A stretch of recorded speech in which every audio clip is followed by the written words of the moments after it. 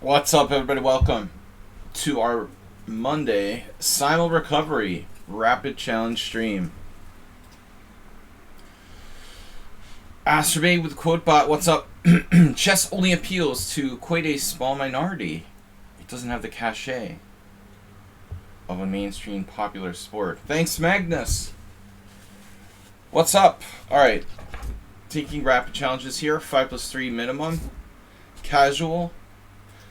Acer, what happened yesterday? Can you explain this to me? I had this one game in my Simul. Very strange. I played knight f3. My opponent played c5. I've been mostly staying away from the King's Indian attack, but I did it in one game. Black played d5. I played d4. It was a reverse Grunfeld. I played bishop g2, and my opponent here, you don't believe the move they played.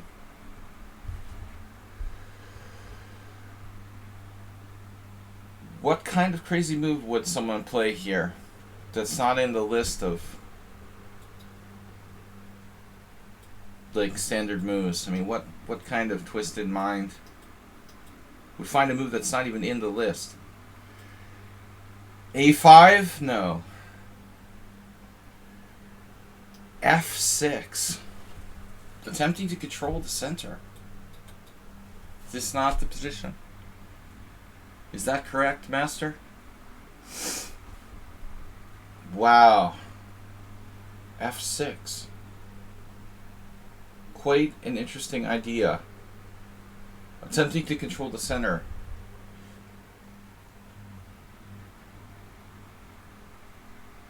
I bet we'll find a lot of games in the lichess Opening Explorer. Ooh, there's quite a few. Look at that. Where is f6? Ooh, it's right up there after e5, sacrificing a pawn.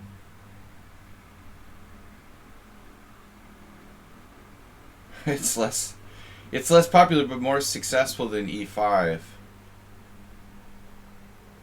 And after that comes like b6, h5. The last legitimate move here, I would say, is g6, e5.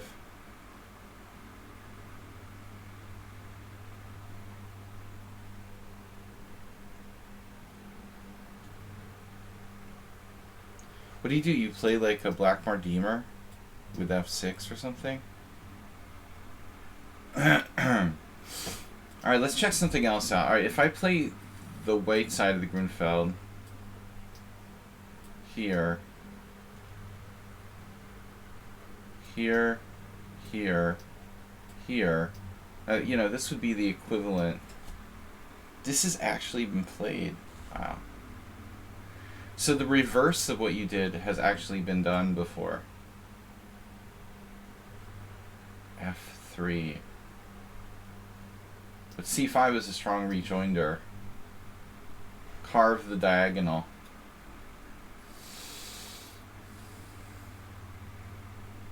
Yeah, I don't know. Astrobate, what were you thinking when you played f6? That just doesn't seem like the kind of move... That doesn't seem like the kind of move you would play, you know? That's... uncharacteristic. When was the last time you played f6 in an early stage of the opening?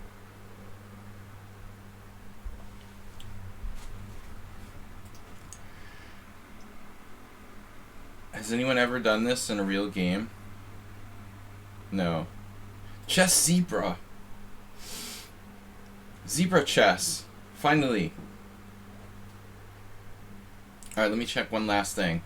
Can we do this gambit thing reversed?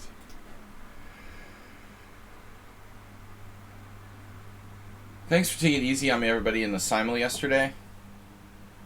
It made me look good. I didn't lose any games. I should have lost 2.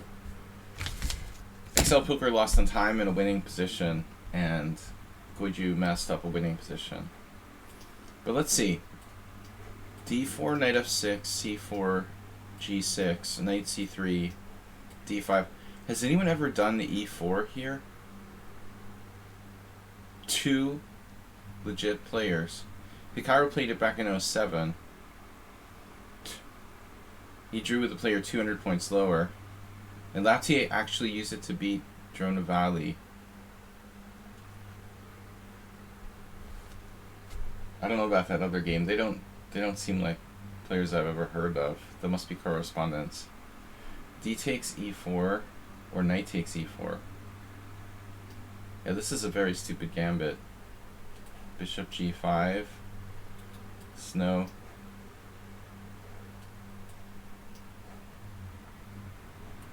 You know, just an offbeat thing to try to take someone out of book. Anyway. Zebra hungry. Need to make a steak or something. Steak. Zebras are meat eaters. Seriously. I never really thought about it. Zebras are not meat eaters. I have news. But zebras can become steaks. Zebra steak.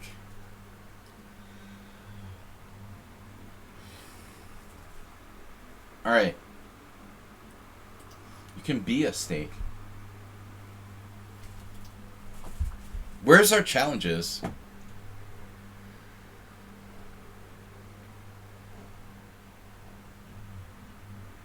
There it is. 10-0. It's got to be 7 plus 5 minimum. 10 plus 5. Repunj actually, he accidentally challenged me with the wrong account to the wrong time control. And then like deleted it. Came back with his other account. Did you see that? Don't forget to log in with the right account, Repunj. Alright.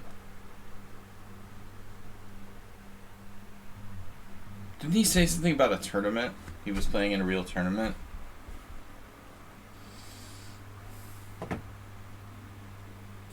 Exactly.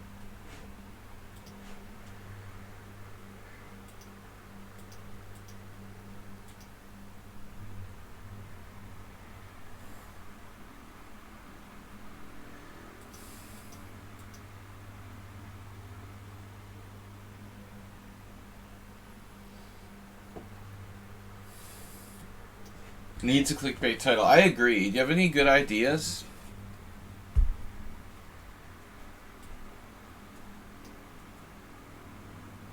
I'm getting like blinded by the spoon on my table. It's reflecting the sun. Alright. Goodbye. Spoon.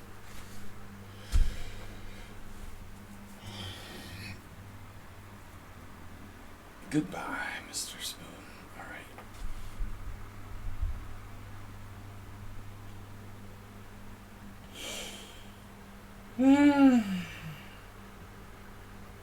Alright, well, yeah, we tried this the other day. A6 is not really a serious move here. A6.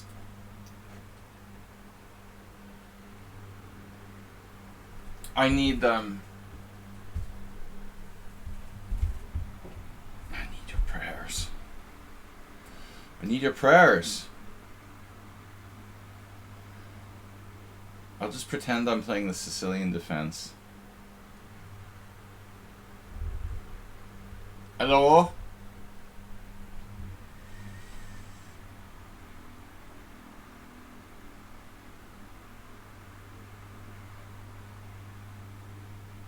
I think you're supposed to play like pawn takes pawn. Like.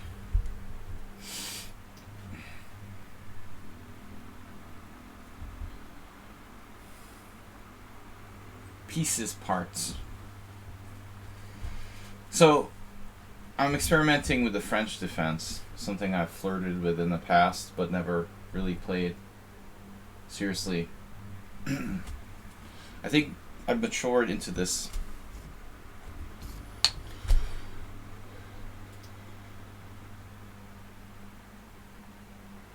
Reading's very close to Repunj now. 2172 bullet. It's gotta be his other account.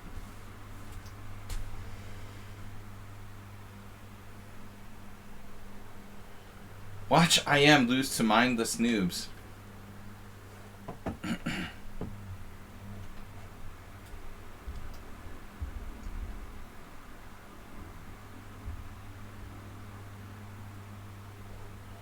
I am losing to mindless noobs who just move fast.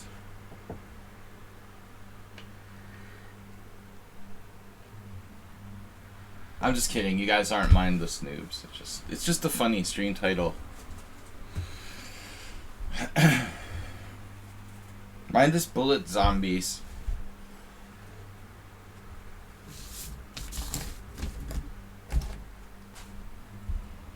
I'm going to adjust the microphone slightly.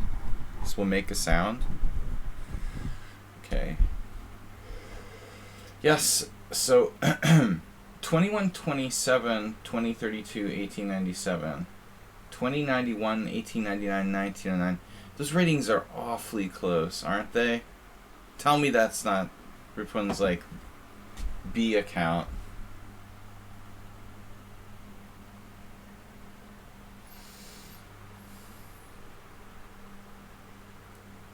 Ripunj.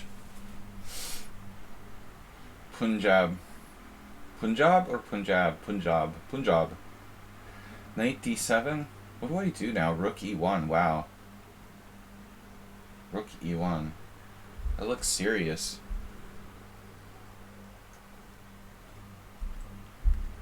I assemble that. I guess I should have played knight c6, really. Protect the pawn.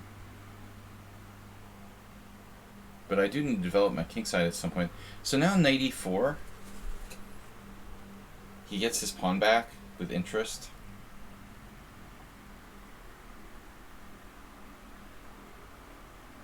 I've never seen this position in my life. Normally I would think white would go after the pawn with like knight b3. So this is pretty bizarre.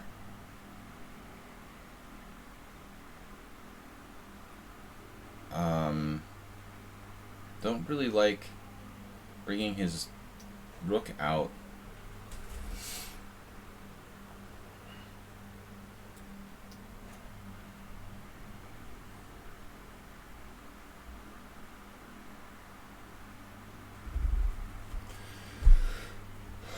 Back from vacation, short vacation. I don't know, what do you do, Chess Zebra, when you live in Hawaii and you want to go on vacation? What, you have a staycation, right, you said? Live in paradise.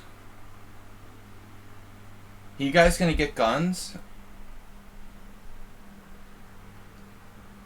Open carry in Hawaii can all be like Magnum PI. Alright.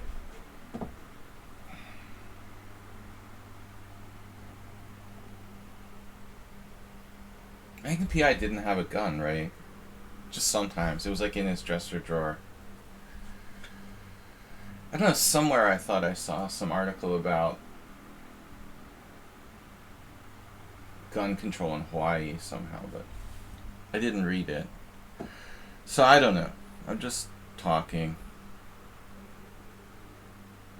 But Magnum didn't normally carry a gun. He just had it in the dresser drawer. Knight takes d4.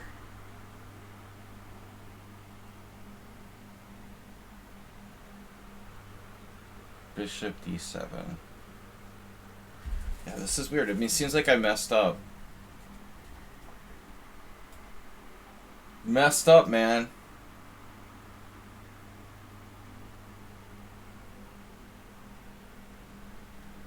Well, I mean, you know, it's like everything else.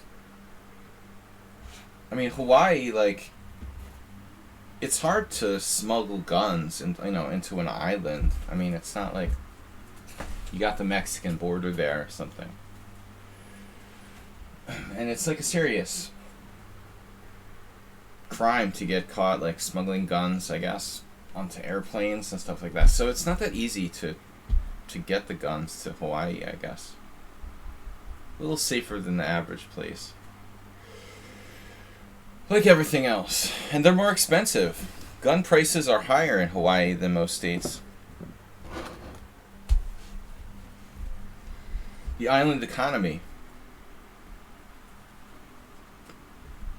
I'm just talking shit. Alright. What do you guys think about the fact that Nepomniachtchi's like running away with the candidates tournament? Hey! Wait, I'm gonna make... I got it. You gotta make a meme title. Whoa.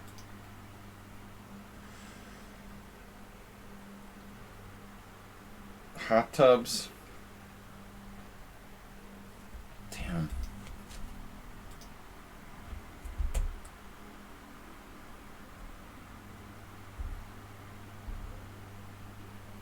Can you not do that, computer? Okay, London Mini Clinic and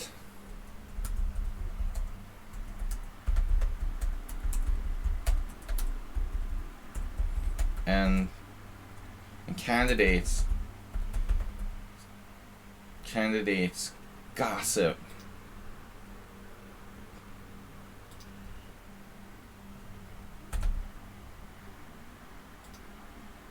Wait.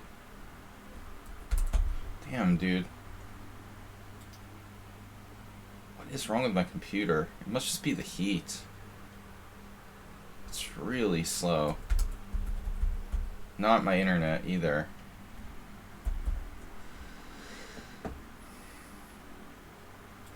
People are so dumb though. They wouldn't even appreciate that my stream title is like a meme.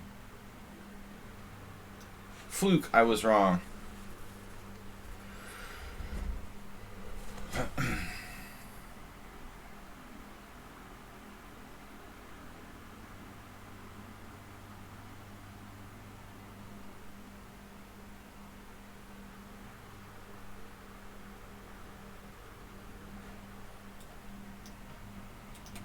Wait a minute. Is it really your turn still? Luke SK, did you just leave our simul game yesterday? That's punishable by death. Man, my internet is really dubious. It's not the internet, it's my computer. Take it back. He's a member of the Catalan Girl Squad? Okay. Wait, where's our game? Game aborted. What? No, they actually lost. They didn't leave. Okay, good. Good. As Astrobate would say. He didn't abandon the game. What the heck happened with Repunj here?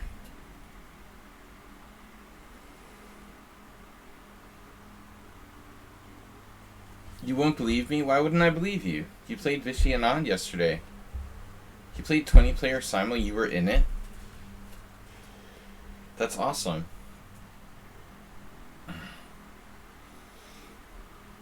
Yeah, I have this Facebook friend, Tejas Bakre. He's like from Gujarat or something like that. And he's real excited about the torch relay. He's posting on Facebook. He had a picture with like Modi and with Anand.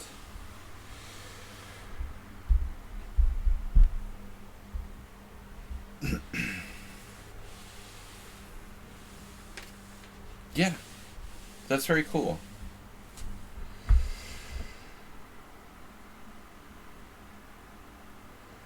That's very cool. I don't know Anand, but he seems like a cool guy.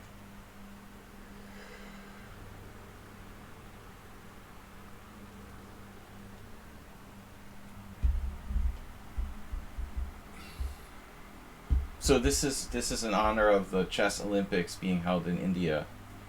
I think for the first time is, the first time the World Chess Olympiad will be held in India. That happened, of course, because it was a last-minute replacement. India submitted a bid because Russia was disallowed from hosting the Chess Olympics. That sounds like a busy day, man. 75 cities. Damn, dude. He must have a Pope mobile or something. How's he getting around so quick? Thomas Streinson, good morning. Bishop f4 after a deep thought.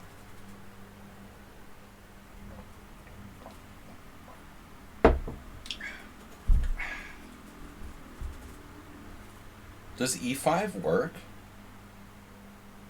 Probably not, like most tactics. You guys remember this. Thomas Streinson only showed up after I changed my stream title to London System Mini Clinic and Hot Candidates Gossip.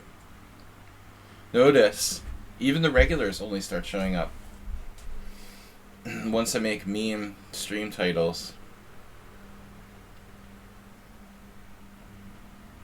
Are you here for the London System Mini Clinic? Look, my opponent is getting in the theme of it. He thinks he's here for the London System Mini Clinic. Dude. The London is a meme. I strive to encourage creativity. I do like pandas. I have numerous panda.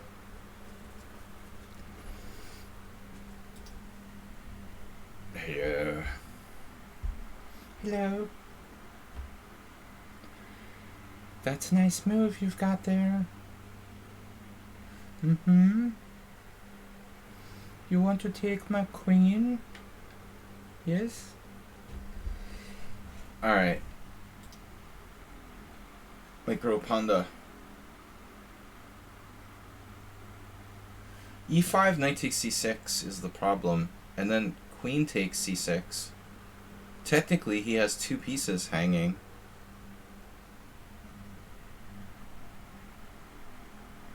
But I feel like he has ways out of that. But maybe not. e5, knight b5, e5, knight c6, queen c6. Bishop d5. That's one way he can play it. I don't think that e5 is the right move, but I'm not sure I have a good square for my queen either.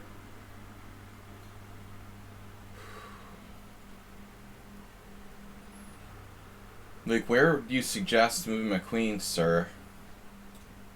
I'm just gonna do it. Whatever. If I don't lose a pawn here, I'm happy.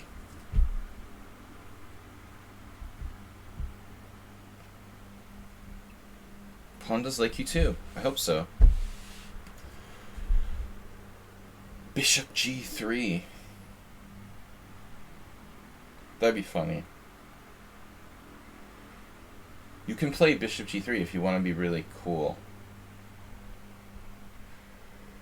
And special.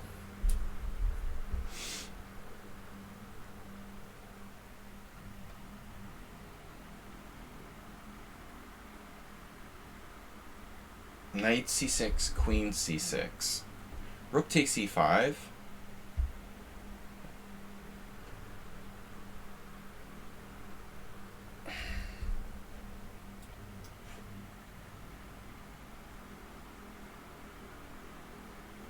So he has rook takes e5. No. That loses to queen takes e4. So it's like...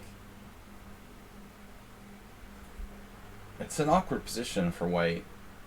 With his three pieces under attack. That's what I anticipated in the beginning. Right, bishop d5. At least that gets in the way of his queen. And now... I mean, I guess the b6 square and we go... what do we go? Actually, shit. Oh man. I missed something. Imagine that. I missed something. Pretty obvious something too. Bishop takes e5 saves his pawn. Although, you know, my movement is pretty free here. Look at those bishops though. His bishops are big time in the center. I'm down a pawn. Free range chickens. The insta bishop d4. Why would you play insta bishop d4? You know, you have like a million moves in that position. Rook e3, rook e2, rook e1. Any rook move backward. There are fancy tactics like bishop takes g7, but he like quickly chose to play bishop d4.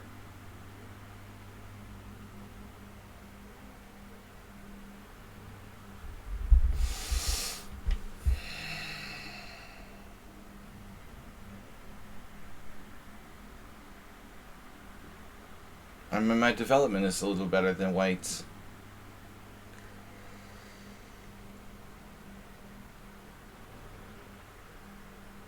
But not by a lot.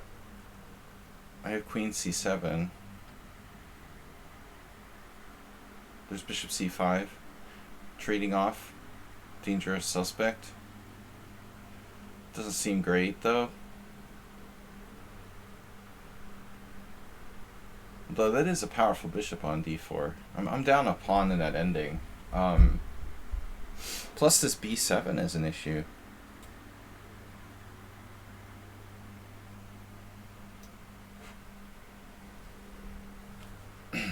Bishop e5, queen b6.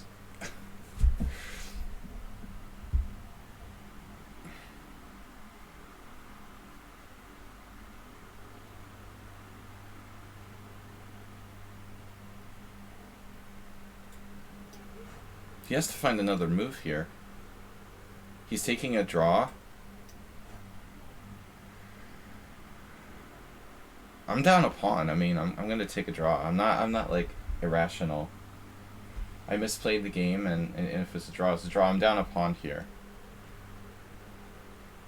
I think that White should be slightly better. So he really shouldn't take a draw.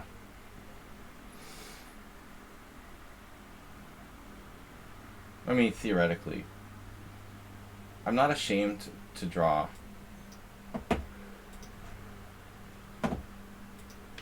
I did something wrong. Yes. Not comfortable playing the black side of the French. Yet, really. Game is already analyzed. My god. So I basically made one big blunder and a mistake. Pretty much. Oof, what was that? Bishop e5 question mark? What? I missed a strong move here? Oh, I don't know. But I don't know that I missed the better move. I guess I did. Wow. He has a strong move. Queen b6 is correct. I don't understand.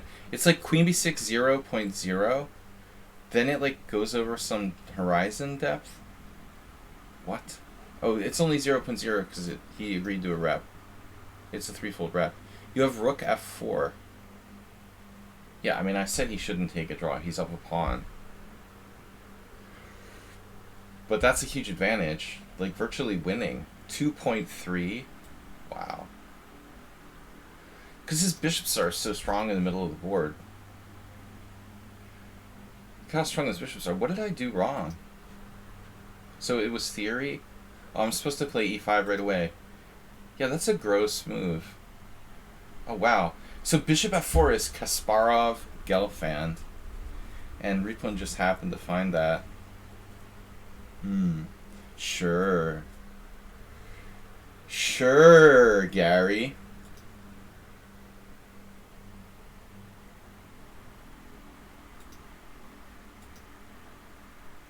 Gelfand played queen c5, so queen c5 is much better.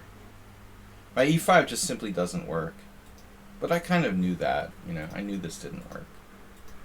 Sacrificing a pawn. And another perfect move, bishop d5. Well, what do you want him to play? It's like his only move. Queen d5. Okay, bishop d5.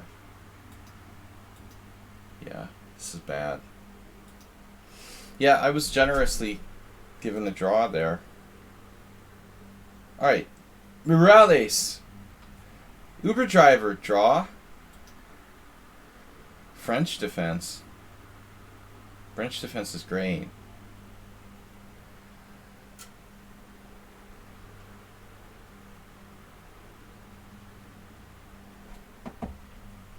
What do you do when... Wow, ITP Veer is a subscriber?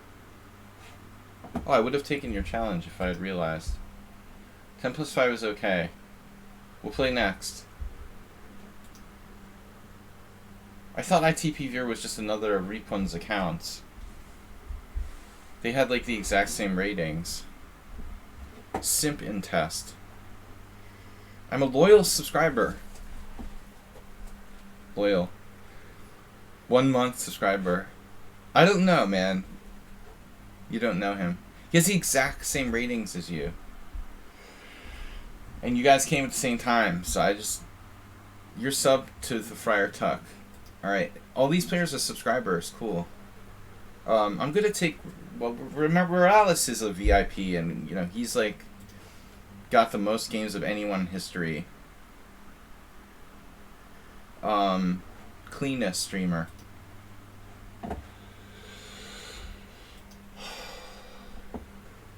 Getting your... I'm a little paranoid, man.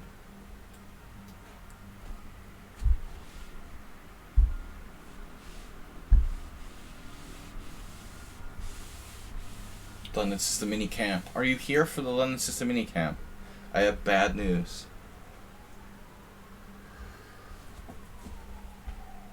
Oh wow. He has played 5,000 games? I have my Smurf accounts.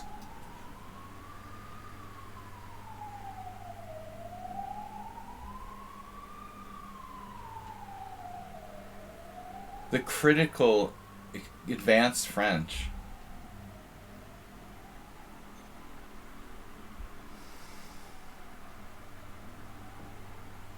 Is it normal to play the closed Sicilian and the advanced French? I guess you like closed positions. Since I've played 425 games against Morales, I've probably played the French once.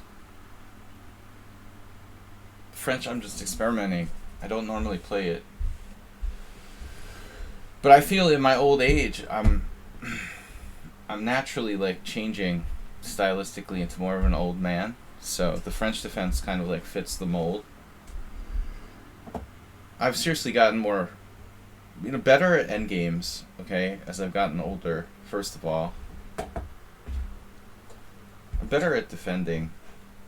I don't know, I feel the French is an interesting opening. I actually always did, but it's a lot of work, you know. But the French is legit defense. Is Queen B6 overrated?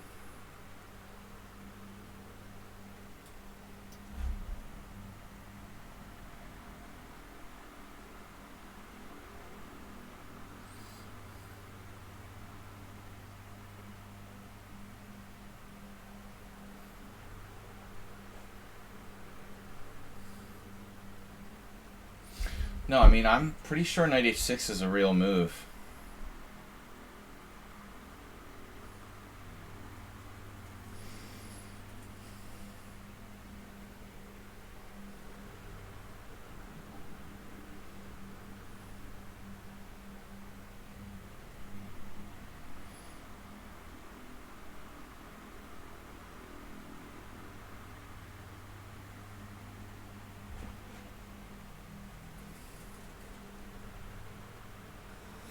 I was just kidding about candidates gossip. Guys, don't take the stream title literally.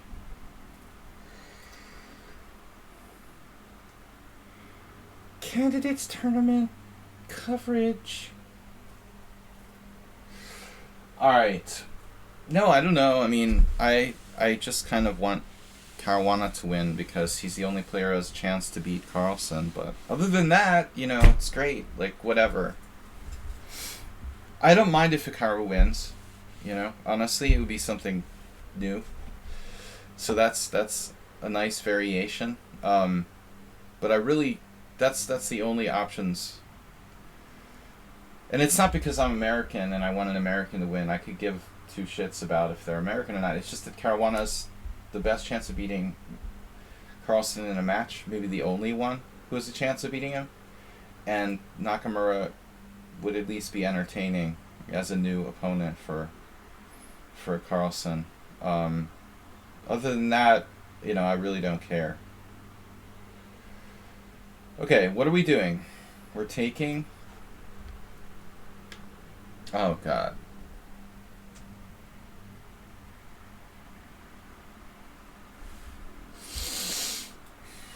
No. Normally, Hikaru has 1,900 players as his seconds. No one 2,300. That would be like too threatening to Hikaru's fragile ego to have a 2,300 player. He's unofficial. That's his unofficial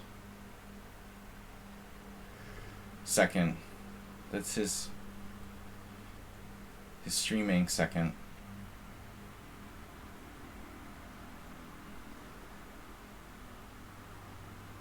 $2,300. I'm 2,300. I am too. Alright. I'm not gonna start trashing other people I don't like. Too early in the morning for that. What are we doing here? Dude, annoying sidekick. He was created by Hikaru. Actually, how did he get the IM title? Some queer tournaments at the Marshall or something?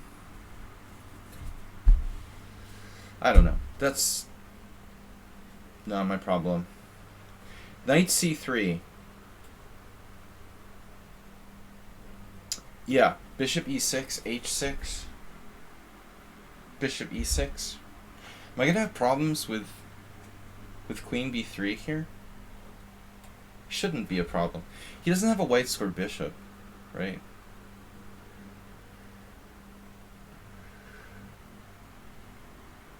How could anyone, like a creepy guy like that?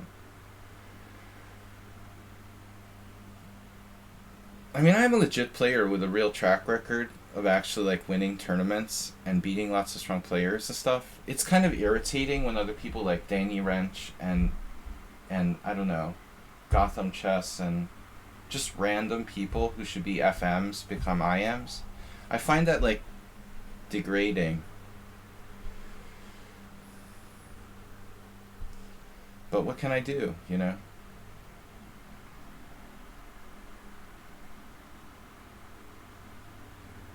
Yeah, the idea is to play g5, of course.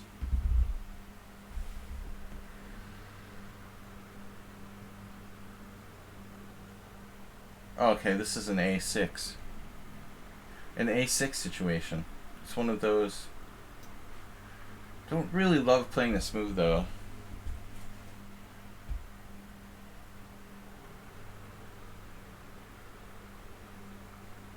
I steal all of Amaranth's best ideas.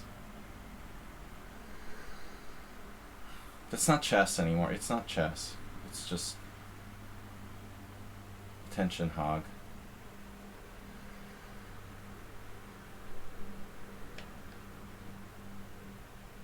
Queen takes b7. The classic exchange Slav trap.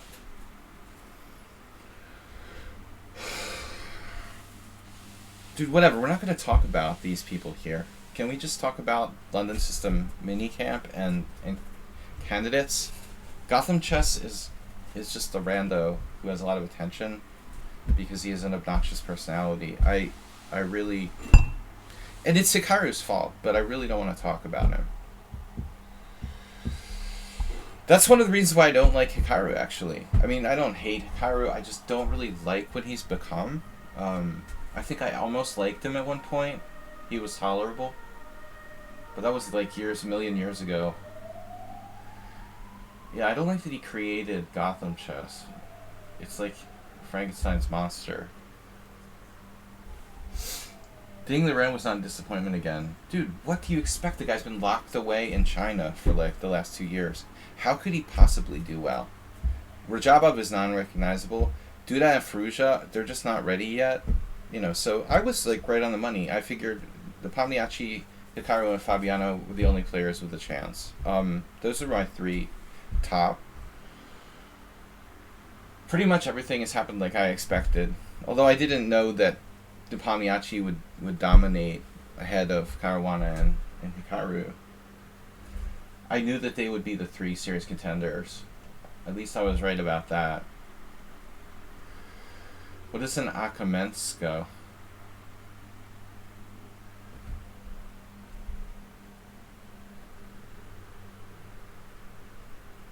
Is that a female player?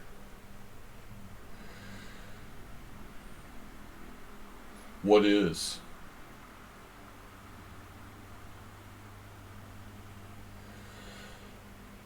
A WIM rated 1700? Or what? We don't talk about that here. Just real chess players. We only discuss real chess players. World champion? World champion of what? Marbles? I mean, what are you talking about?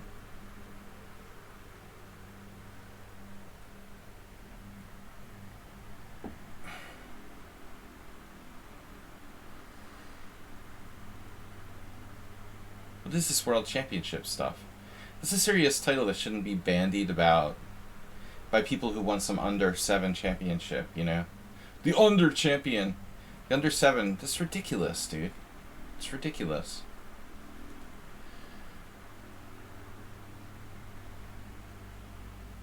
World Youth. World Youth? Wait, what is that? That's one of those tournaments with like a lot of unrated players where they like randomly hand out titles.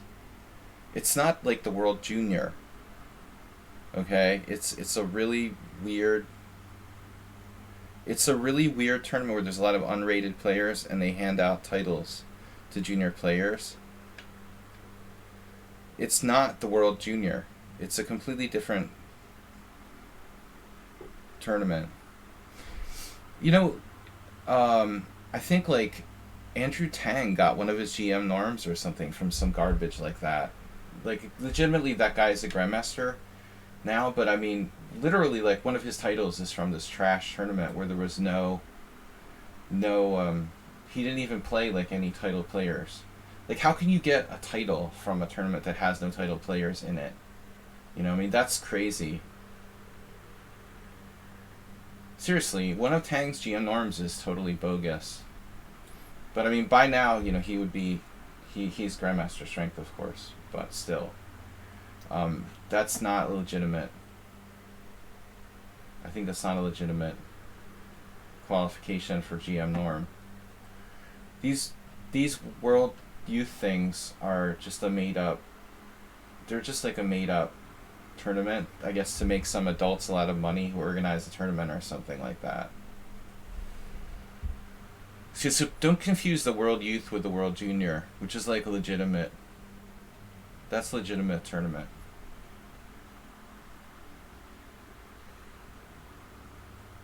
I never got a chance to really get aggressive on the queen side here.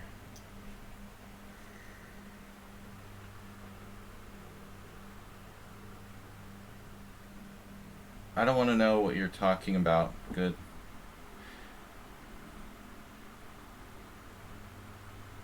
Well, a lot of these chess streams have these like token females on the stream. It's really almost sexist.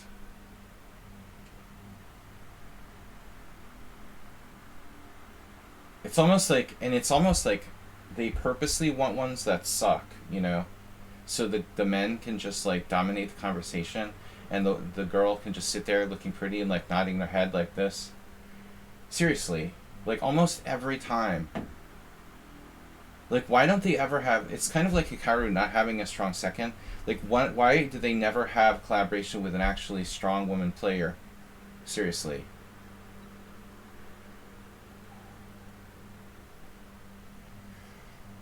It's always someone who just sits there and like nods their head. They pick someone weak who's not a threat to their male egos. Like you could have like Humpy Konaru or something, you know, Pia Kramling or someone really strong. Yeah, I mean, Muzchuk is pretty strong. She's legit. But I mean, for the most part, yesterday I was watching something for a few minutes. I think in a lot of cases,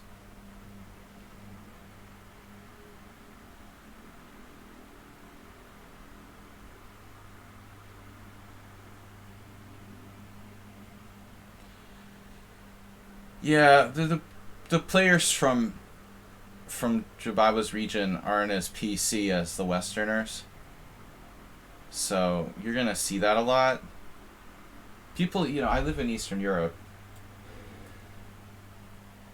I mean, Eastern Central Europe. Political correctness isn't really a thing here. So it's not surprising.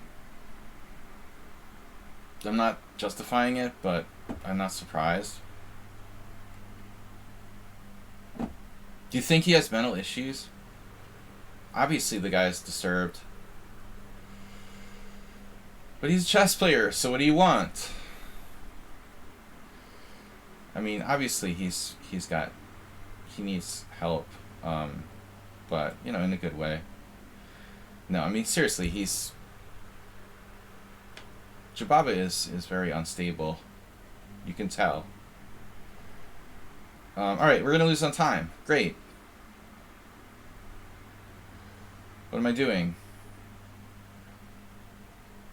He's unstable in a good way.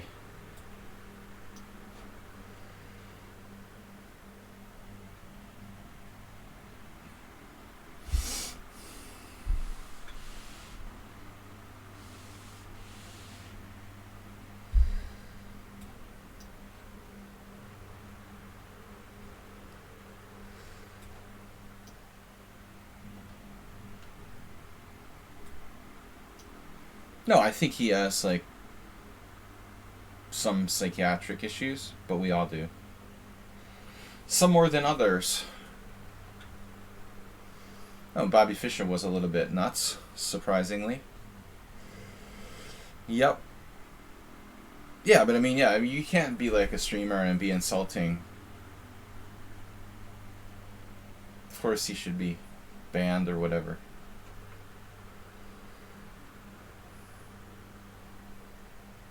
I think there's something telling about Jababa's style too. It's like he's got an almost his chess style is almost like schizophrenic. It's interesting how personality can be. Right. Yeah, Thomas Steinson. Exactly. You have to be kind of crazy to be a chess player in the first place.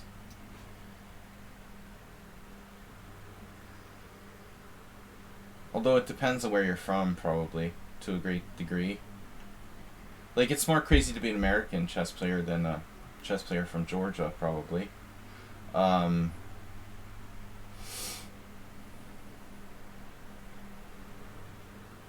mean, you're going against societal norms, would be my point. Yeah, I'm getting worked over here. Again.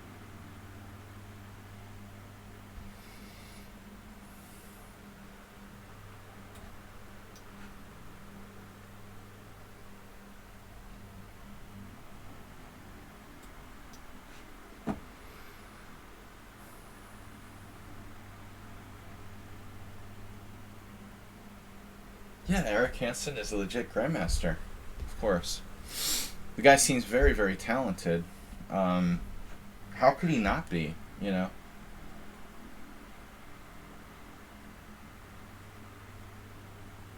He seems kind of juvenile, a juvenile delinquent.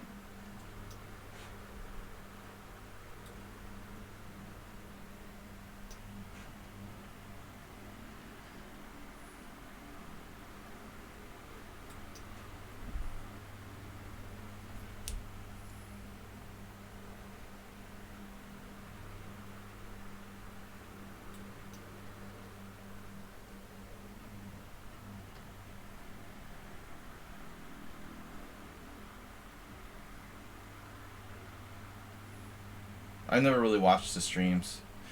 He just seems very sophomoric, for his age.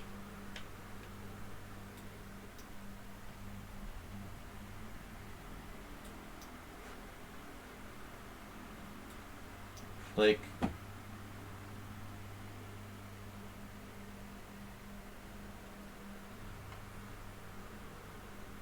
we need to blockade here.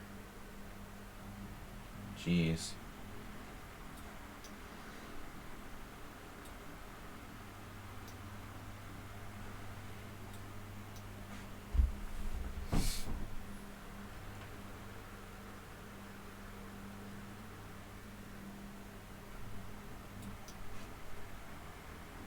Oh, did I do that? Alright. Good game. Wow. Power performance by Morales. Jesus Christ. Maybe there was a way to draw. I probably can draw it. Look at this performance by White. Just a straight graph. 22 CPL. That's like better than most of the candidates' games. You were better? What planet were you on? What happened? You were better? You just played a 22 CPL with 3 inaccuracies, 1 mistake. I was never better, and you never made any mistakes, like the whole game.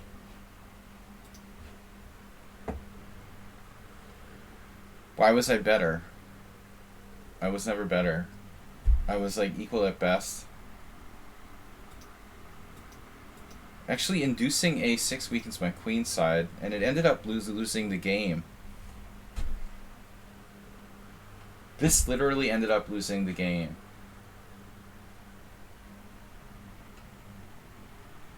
So the move is Rook b8, which was played by Vasika back in 1979. That's the move. You gotta play Rook b8. Not to weaken your queen side. I like how all my opponents are like grandmasters though. Okay.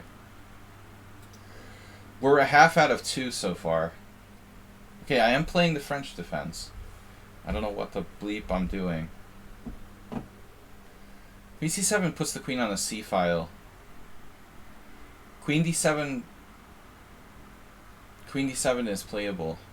It's a, you know, it's a target for knight a4, knight c5.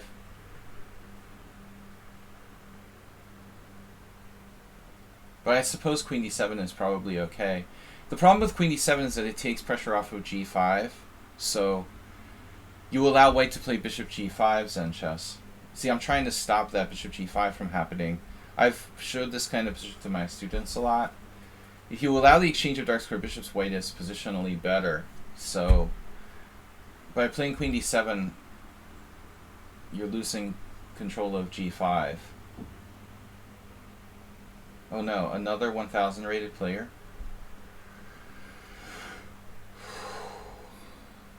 So let me guess. Alright. I'm Italian game. He'll be playing the London on the other side of the board. Yeah, stop using an engine, Antonio.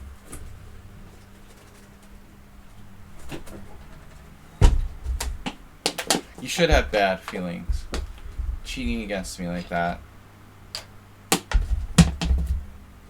Rook b8 is the best move for sure. But the whole variation, you know, maybe it's not so great for black. That's the truth. Maybe knight h6 is not so great for a reason. Because if I have to exchange on d4 too early, he gets to put his knight on c3, which is a good square. My opponent is definitely playing the Italian. They play the London system on the left side, and no, the Scotch. And it's the Pagliacci. I didn't see the Pagliacci ding the Ren. How was that game?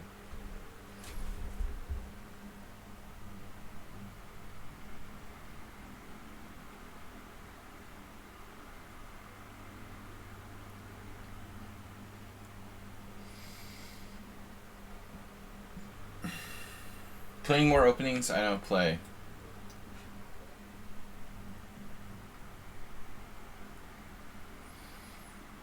I don't know if I'll ever feel comfortable playing anything except for the Sicilian with black after having played it too much.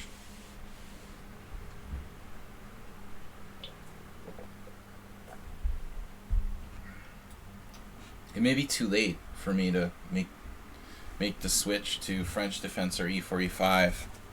I may never feel comfortable.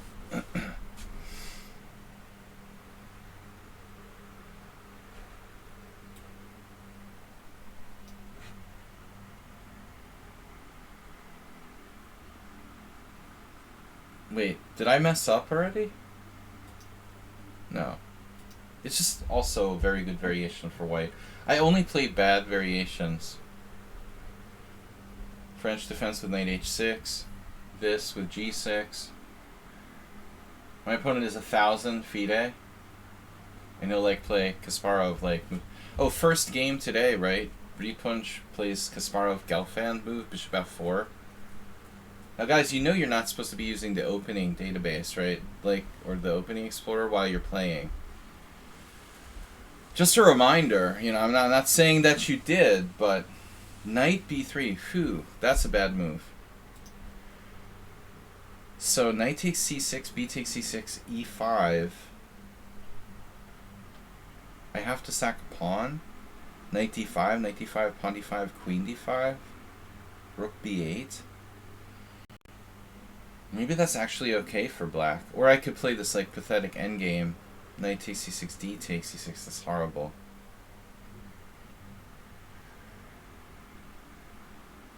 Because it was imprecise. I guess Morales isn't cheating. He's awfully good. Magnus Carlsen, stop playing Banter Blitz. Dude, I mean, you're like a Banter Blitz. You're an engine magnet if you're world champion. I mean, that's when Wesley So quit playing on lichess the first month when he played here. I mean, you pretty much if you're openly playing under an account where you're one of the top 10 players in the world, what do you think's gonna happen? I mean, seriously. You just have to kind of take it in stride. Arsenal! We heard about your team's demise. News travels fast.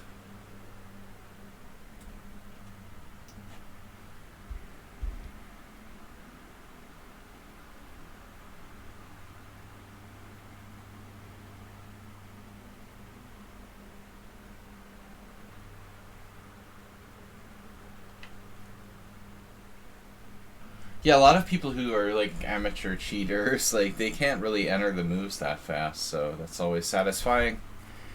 It was always satisfying. I agree. It's satisfying to beat the slow computer operator on time.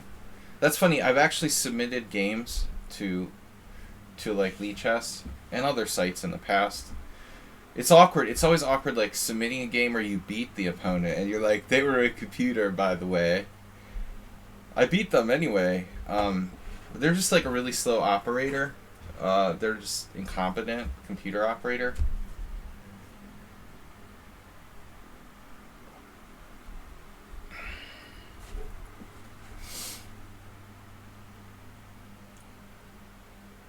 Pawn takes e4. What else?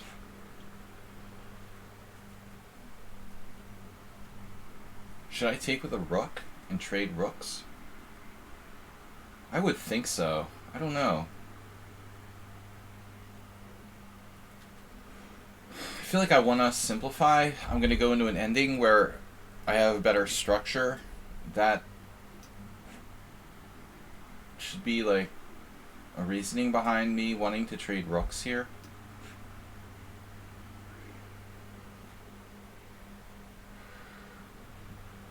Oh no. Cool and new.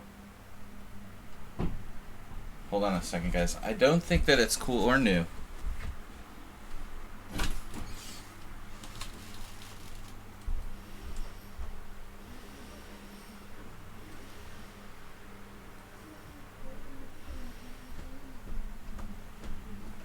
I don't want to deflate you. Old and bad. Alright. Somebody's gotta. I gotta get my Encyclopedia of Chess openings from like the '80s and like ship it to Arsenal Fan or something. I think Knight C6 is in there, man. There's a footnote. I basically had. I almost had the like Encyclopedia A like memorized. That's the one that I actually. Encyclopedia of Chess openings A has English opening. I studied that more than any of the other chess encyclopedias, and mine was like the fly-bitten covers of the encyclopedia were like coming off. I had used it so much. If I remember correctly, there's a side note or like a footnote on that move. You know, Knight C6. I'm sure that it was played, once or twice. But let's think about it. Knight C6.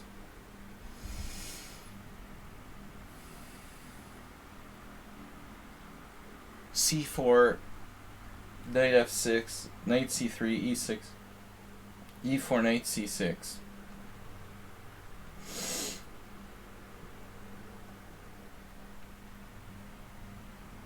You're basically playing like two knights tango. It's a two knights tango. Is it a two knights tango transposition?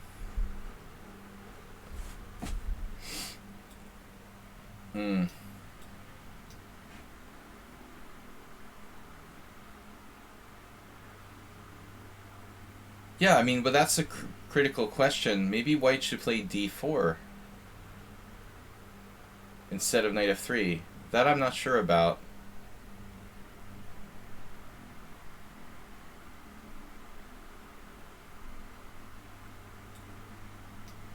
This is weird. Maybe B6 was a mistake.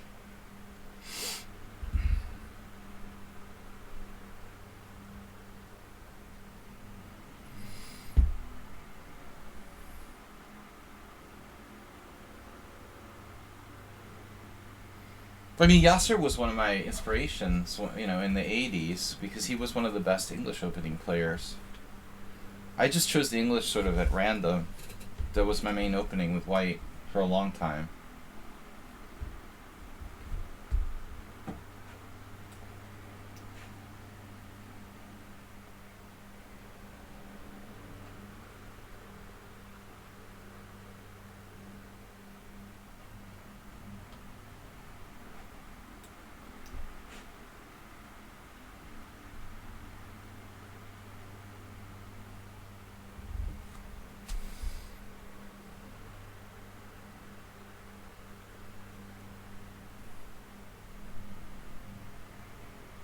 I wonder if maybe FIDE should enact like a minimum rating floor or something like 1,000. You know how it used to have... It used to be like 2,000. I'm just thinking about how someone joked that this player was 1,000 FIDE, and there's so many underrated players from India. Would it help? I agree, Darren Rudin. Yasser's voice is very relaxing. Yeah, that's why he's so popular as a commentator. Well, one of the reasons. He's also a strong player and knowledgeable, obviously.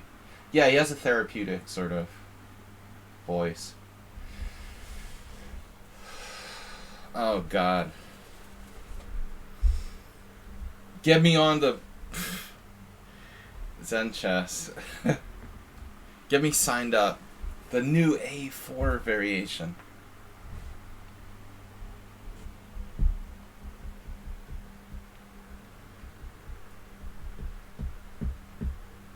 Grandpa Yasser. Yeah, he has a lot of stories. He always wears a suit. What else? It always seems like, it's like anyone that wears a suit all the time is somehow more trustworthy.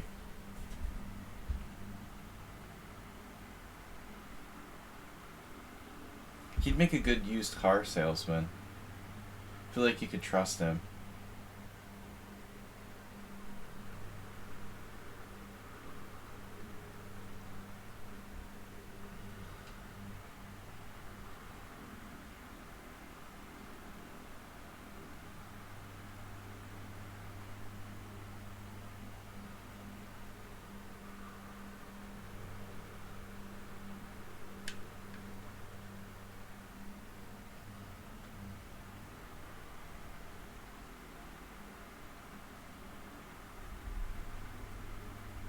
I don't know.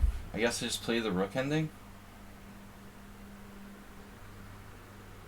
Actually, rook e8 has to be calculated. Also, there's the possibility of not trading pieces here. Maybe that deserves consideration. Bishop h6 check. To drive his king away? Kind of a debatable situation.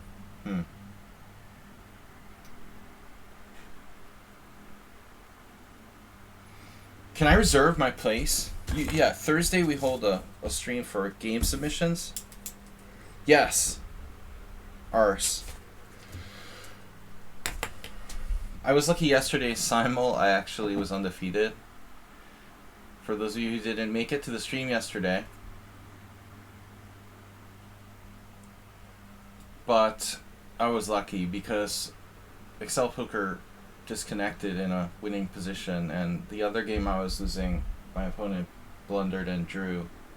I really should have lost 2 games, but I did play alright. We also had a bunch of players leave. One of my rare undefeated simuls yesterday, but kind of like asterisk, not really that impressive. I didn't really play that great, to be honest.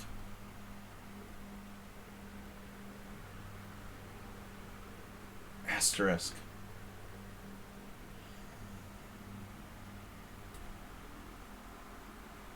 Oh no.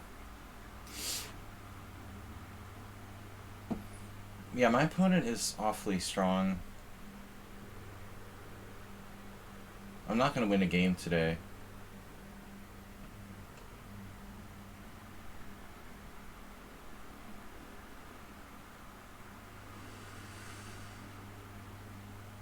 Right, I put in the description of the simul, like, please don't play if you can't stay 3 hours, and you still get like 4 people who just leave after 3 moves. It's not that difficult, you know, to read and follow the basic premise. Yeah, it's a pity, because you could give the chance to 4 more players to play. It's the impatient kids.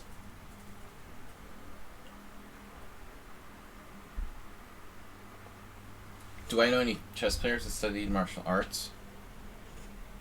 Josh Whiteskin, I mean, did the, you know, he did the whatever it is. What's that called? Is that really a martial art that he does?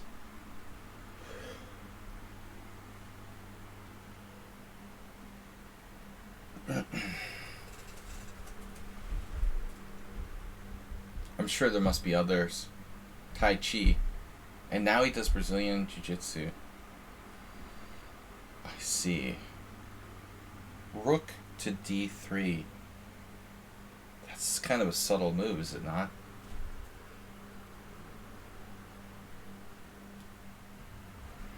Kind of subtle, this player.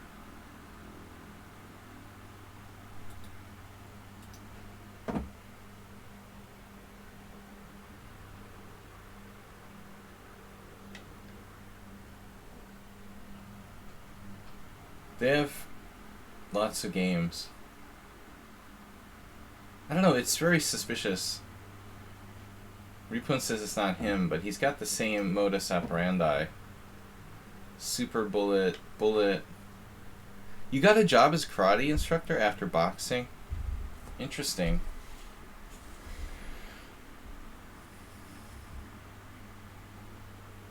Oh, dude, martial arts has to be good for you. I did karate when I was like 7, 8 years old. I guess it was around. But I just didn't have the killer instinct. They sent me to a karate tournament when I wasn't ready yet, and I just like got punched in the face repeatedly. It was very disturbing. I just wasn't ready. They like rushed me into it.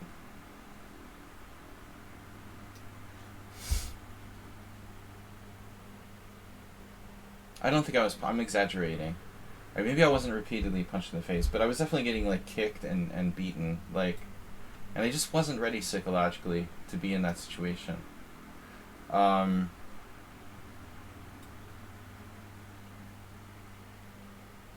I think it's the true with anything, though.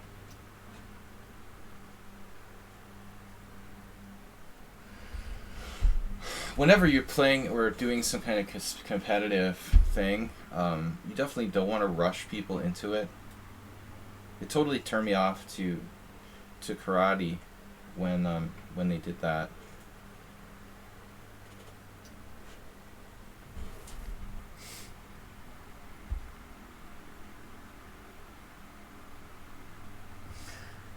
Like, what is my opponent's performance in this game like? You think there's a way I can beat him? Everyone's a master. Cycling.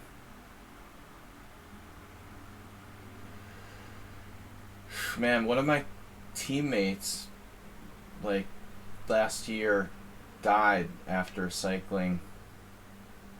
He was doing, like, not competitive cycling, but pretty serious cycling, and just, like, had a heart attack and croaked.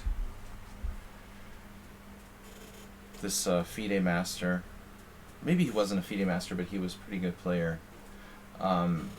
It's really, he was a little bit older than me.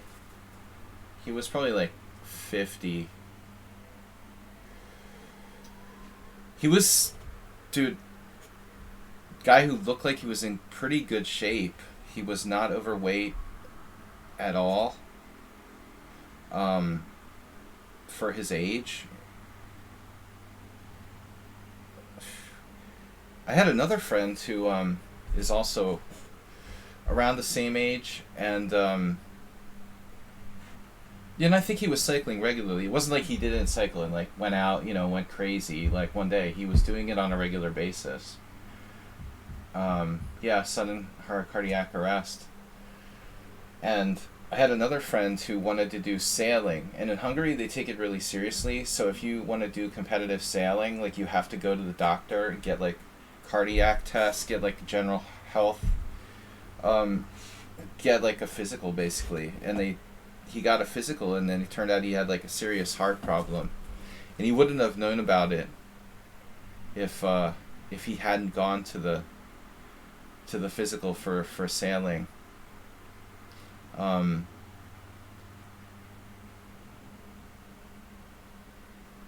Which is kind of lucky, but he ended up having to get like heart surgery, and never would have realized there was a problem. For sailing, of all things.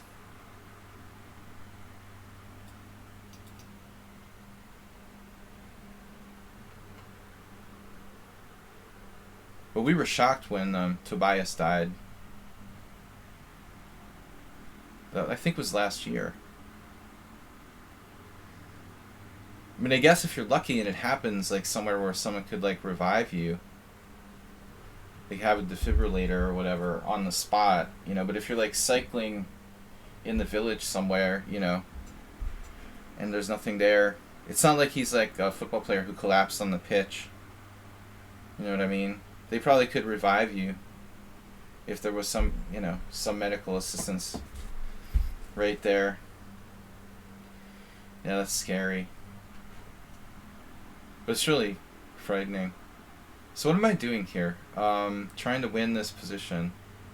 Anyway, pleasant conversation. Going for the king and pawn endgame. It can't be bad, right? Or at least drawing. Position looks dead. Dead draw. I don't know. I mean, I have a better structure. We should be a little bit better. Probably not enough to win, though.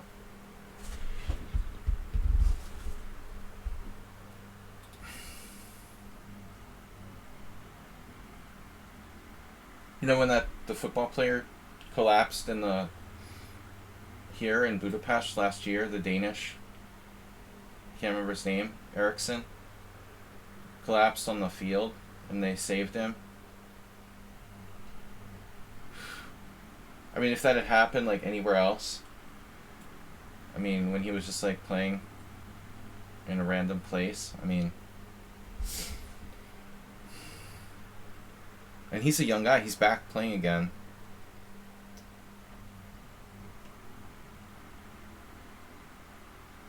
You have to have like a defibrillator built in.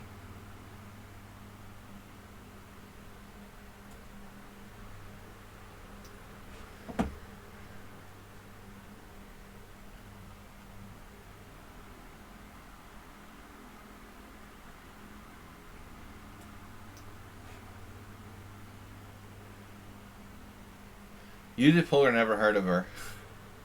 I'm not really Hungarian though. You know, I just live here.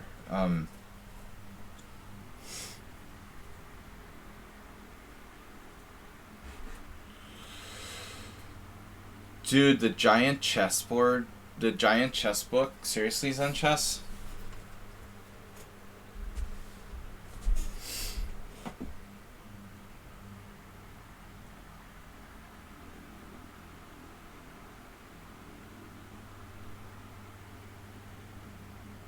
I don't think a5 is a good move.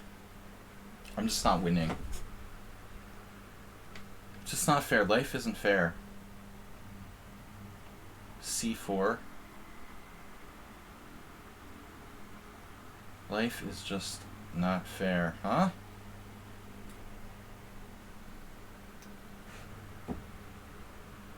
The least used book I ever bought. It's a coffee table mammoth. I remember the youngest kid I taught, who was like 5 years old, his dad had that book for him. Yeah, it literally like sits on the coffee table. It's so giant that it's like impossible to use it. It's impractical. Like it's too heavy to even like pick it up. Like how are you gonna?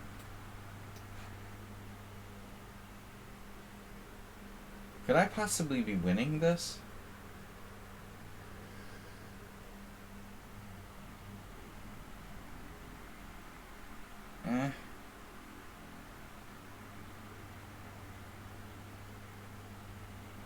The London clickbait again. Like, it's so boring, you can't take it.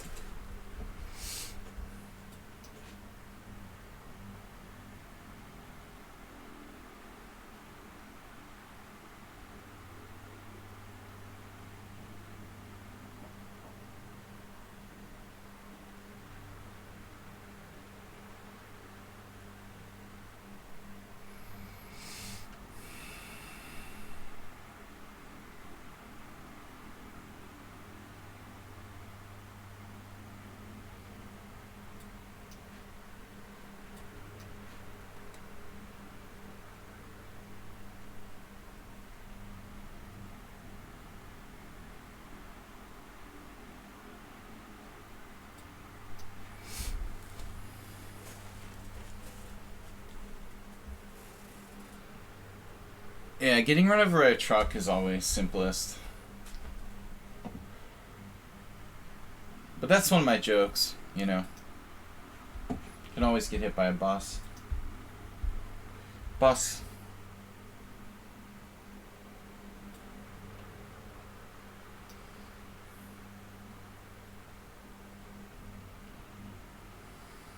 Bus is the simplest.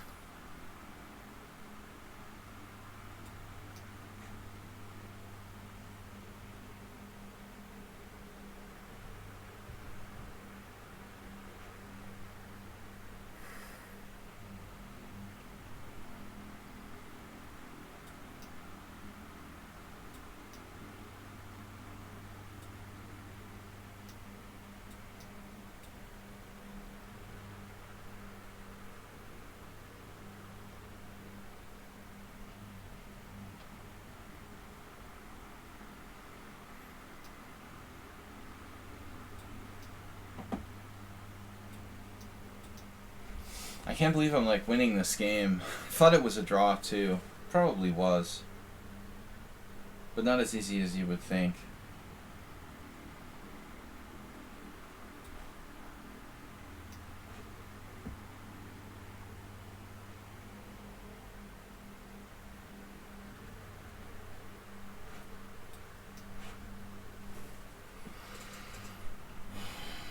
I mean, I have better king. Better pawn structure.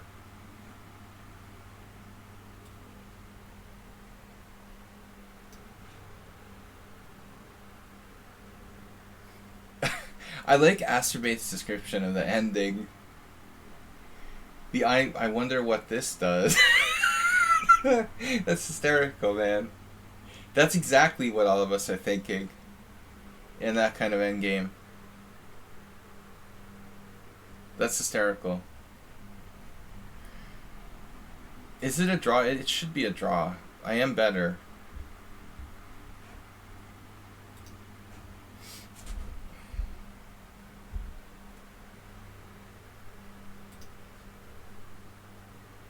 G5 dubious. Okay.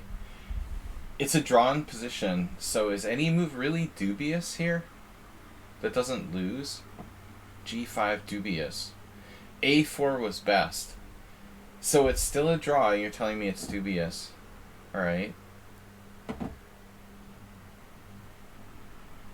How can the move be dubious that doesn't lose in a drawn position?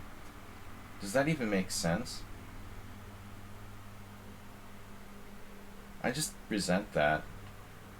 I have practical chances to win, and I did win. So A4 is best. Okay.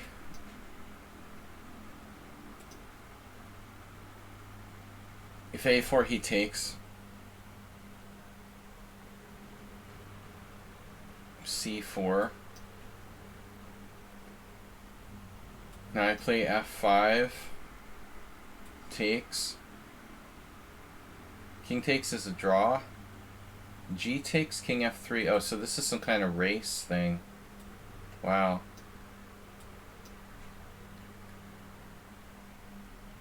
We end up in a sharp situation here. Looks like a queen ending.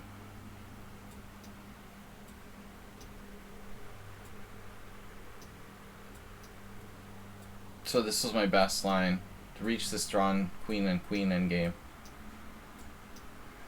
Yeah, well, I mean, you still have practical chances to win, even though it's a theoretical draw there. The rook pawn is the worst pawn to have here. It should be a draw. It's a theoretical draw. It's table base. But that doesn't mean that people can't lose with white, you know? Yeah, so he lost this drawn ending. So what was the easy draw? King F3 double question mark. White's supposed to play G4. Oh no, he had to find G4. Damn. Oof. Actually, I'm almost losing here. Holy shit. Gotta be careful. G takes H4, G takes H5, H3, King somewhere. What do I have, F5 or something? King F2. Wow, B4. That's really weird. I have a breakthrough. H2, King G2, B4. The classic breakthrough. Oh, this is awesome.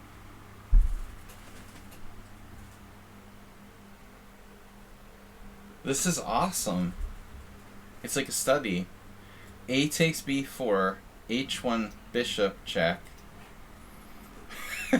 Just to troll the opponent. King takes, and then C4. B takes C4, A4. Holy shit. H6, A3, H7, A2, H8 queen, A1 queen, check. I queen first with check. And I have some sort of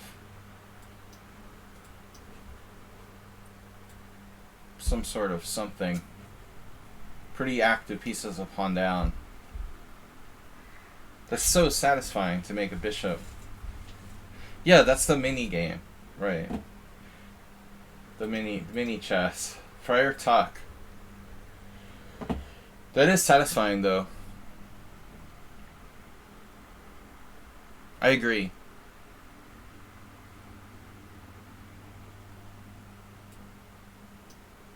Yeah, he missed g4. It's you know, it's.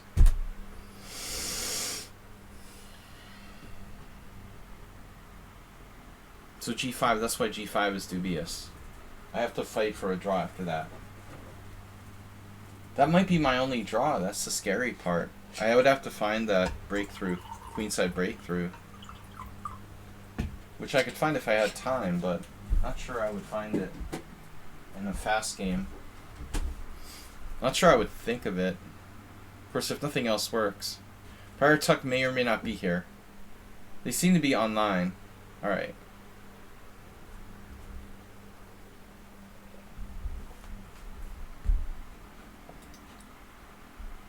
We have 50 minutes left in the stream, so I've got enough time for our remaining challengers. Wait, Arsenal, when did you get in the list? When did you get in the list, man? Is everyone in list place? Did you get moved? Bye, everyone. 20 minutes ago. Did you get in front of anyone? Get back in your place.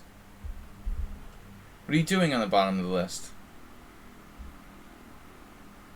Get to the back of the line.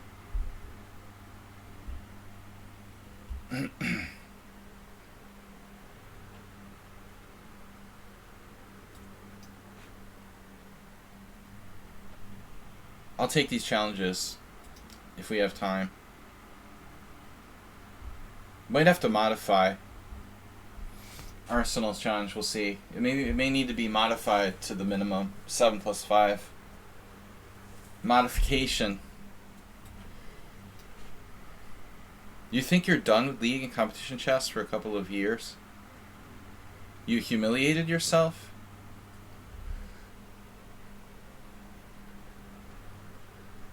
You peed yourself at the board. I don't know, man. I'm just trying to think.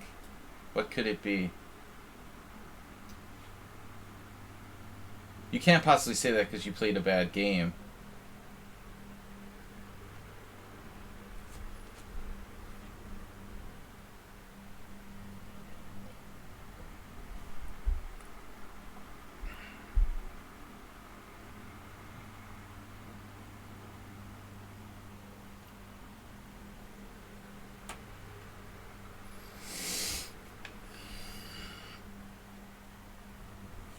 Alright. Let's get the trauma out.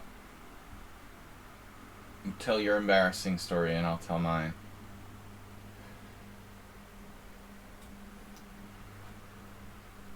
You did your bit on Saturday, but what happened on Sunday?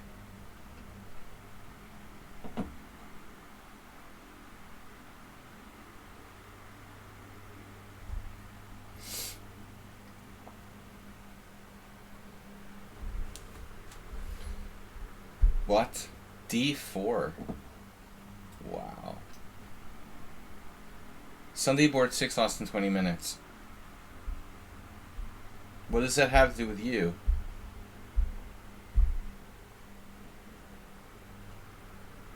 Masturbate with a gift sub for Thomas Strinson. Thank you, man. Masturbate with a gift sub. Nice.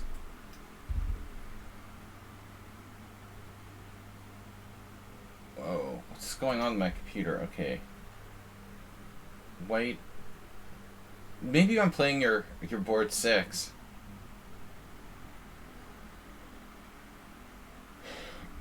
You need a new board 6, maybe. Try playing for a different team. Now, I admit, it's very frustrating when your teammates do stupid stuff.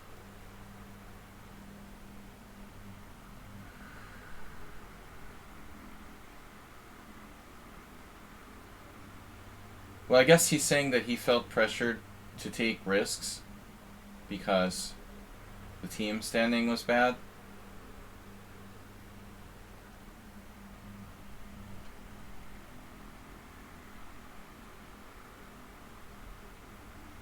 I always thought it was interesting. In the United States, like, we don't have team chess because the country is so, you know, spread apart. that in the U.S. Never there was like what we have here in Europe or in the U.K. kind of like team competitions. You can still win by grinding the game out slowly, but I think what Arsenal is getting at is he might have to like. Well, first of all, maybe Arsenal, yeah. I think what he's getting at is he felt like he was more obligated to try to take more chances than maybe he normally would. He likes to make excuses, like all of us.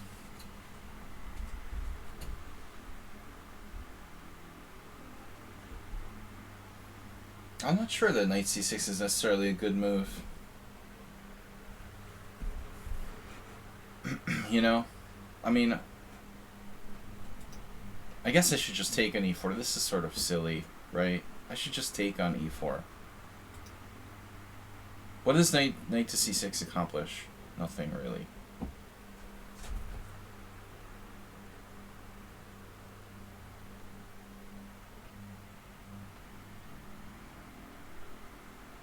It just helps him develop a piece, really. Okay. Well, I gotta make it... try to justify it now. Justifying knight c6. You know, I think originally I was going to play knight e5. I don't know why I'm making random moves. Knight a5? Like, what? Maybe deep down, subconsciously, I'm preventing bishop b7. And blockading the c-pawn. Still, I can do that from e5. I guess on e5 it can be attacked. Astrobate likes f6. His new favorite move. Astrobate, you're not watching any Feingold streams lately? Yesterday, Astrobate played f6 on the 4th move against me. Not listening to your Feingold.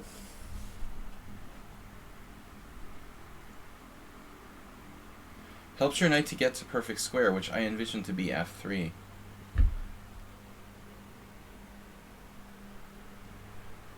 Set your sights kind of low. f3. I was thinking I should have gone to e5.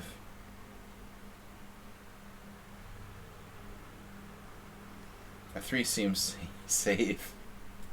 It comes back to where it came from. I don't know, on a5 it just looks vulnerable yet. Out of play. Yet, it did stop bishop e7. It looks out on the limb, though. Definitely a little fancy.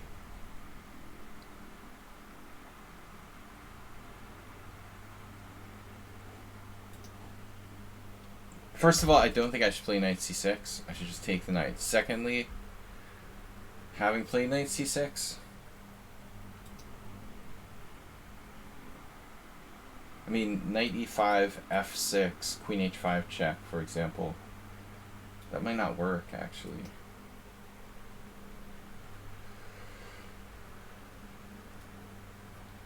g6, pawn takes pawn, queen f7. The old queen f7. Now, obviously, trading queens is not what you want to do when you're down material. Our opponent is only one pawn down, but he has another static problem. The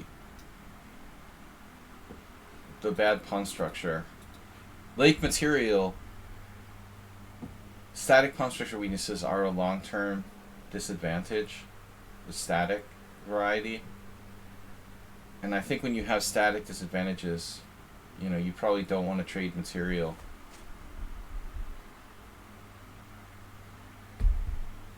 Yeah, I don't know what came over Astrobate yesterday to play f6 in the opening against me. That was very uncharacteristic of you, Astrobate.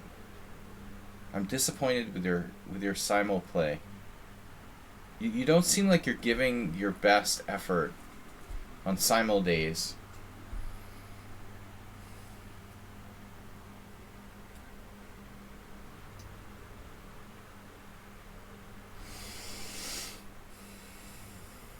Very weird to see Astrobate play f6. Yeah, I know way too much about him. But I've been teaching him for a long time.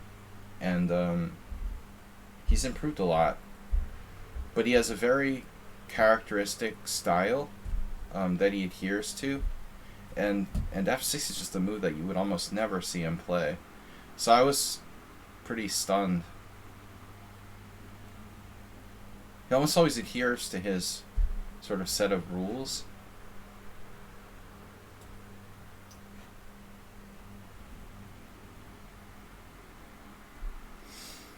I think playing f6 in the French, I've been talking about playing the French, I played it a couple times today. That's such an interesting thing, isn't it? Like, the general idea of Nimzovich was that you're not supposed to attack the head of the pawn chain. You're supposed to attack the base of the pawn chain. So f6 in the French is like the quintessential example of attacking, you know, like on your weaker side against the strong point.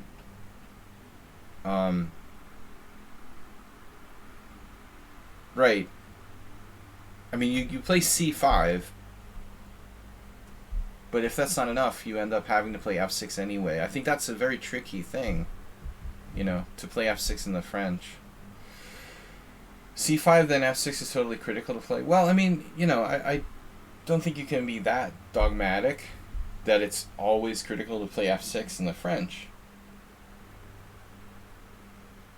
I mean, c5 is a better break. It's like lower. It's lower. Lower variance. But you do what you have to do, right? If you have to play f6, you do it. Sometimes it's very strong.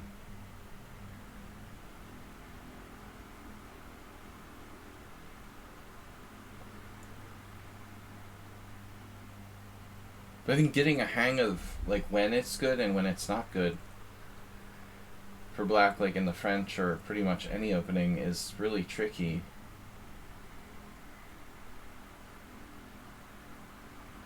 Judging when f6 is good in the French, I feel like very tricky.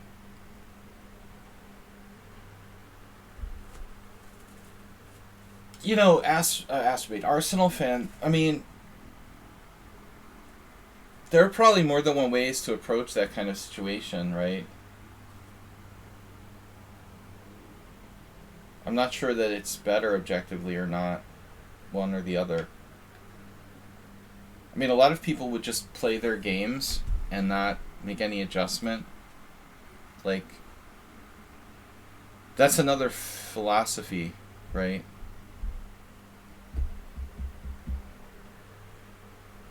Just play your game. The rest will take care of itself.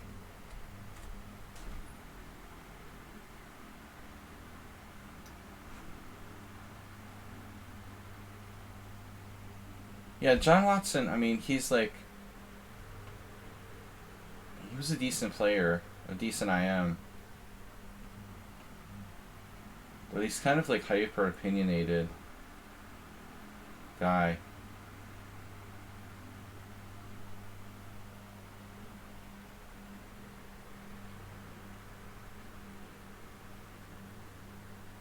I don't have that book.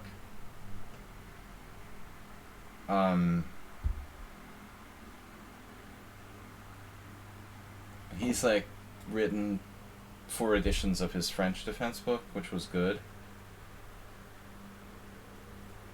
I mean, he has a right to his opinions about Nimzovich and the French.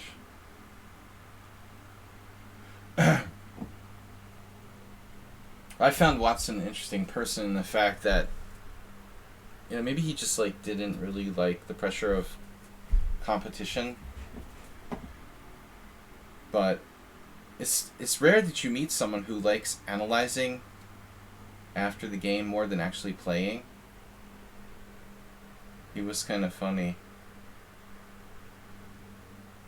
He had a very bad stroke around 99, a pretty bad stroke that was debilitating, and I played in a tournament with him like right before that, like his last tournament before he had his stroke. And the funny thing was that he like literally cared more about the analysis session after the game than the game itself when he would play with people. It was really weird. What does that say about him? Analytical. Hyper analytical.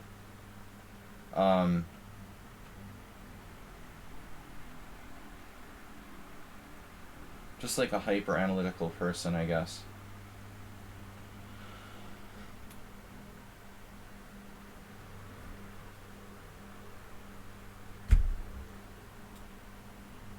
I mean, I see how like playing can be stressful and analysis maybe not as much.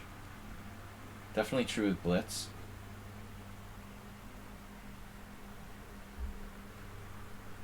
Yeah, I mean, I think that was Watson's problem too.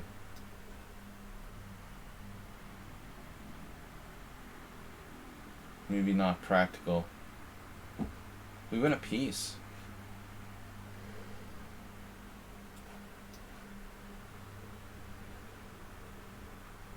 Yeah, I mean, the opening is like A6 is dubious. Then you just went crazy. I'm not going to analyze this position, but I am going to mention this position. I really think that knight c6 was a weird move. Let's see. c5, knight c6. Wait to play and move. Wait to play and move. Wait to play and win. Wait to play and move. Knight c6. I was saying that like just pawn takes pawn would be simpler, but not necessarily better. The computer actually likes knight c6, knight a5. It likes my moves the best. Knight a5 or the knight e5. Deep. Nope, now it's switching back to knight e5. Speaking of being hyper analytical, this is really like, does it really matter if knight a5 is like 0.1 better than knight e5? I should be hanging out with John Watson. Alright, anyway, next challenge. We've got 40 minutes. That's time for 2 or 3 games.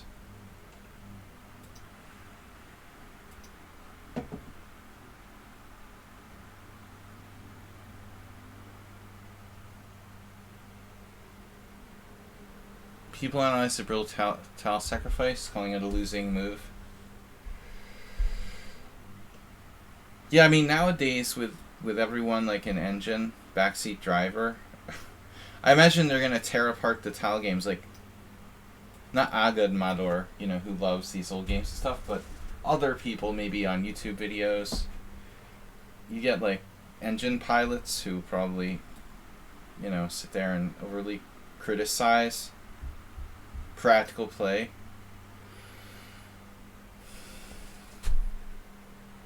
Backseat drivers. Right, right. No one knows definitively over the board. Yesterday, we had an interesting, speaking of gossip about the candidates tournament, that's my meme here.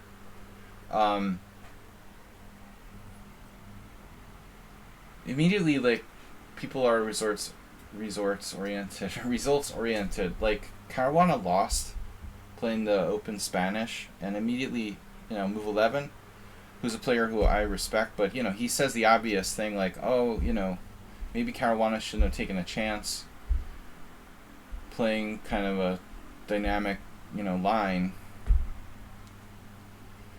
You know, if he had won the game, we'd all be like, oh, Caruana was a genius, you know. Ham for free, welcome. So, it's not like he played something like totally off the wall, crazy, dubious, and lost, you know. I mean, I don't know. It's easy to be results oriented in hindsight, yeah. Should Caruana have played the Petrov defense instead? You know, I mean, we're talking about Hikaru, who has a tendency to sometimes maybe get a little out of line.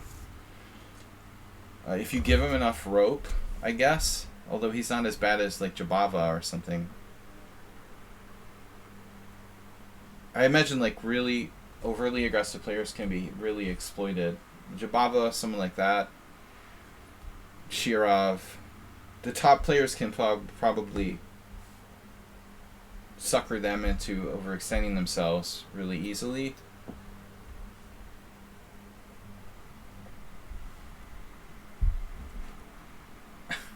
Repunch, what's up with your like anti-Fabiano?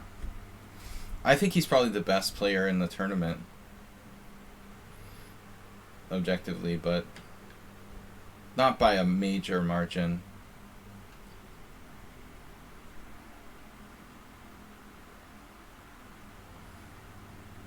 But I mean, I think my criticism of Hikaru was his stupid opening choices in terms of being too passive.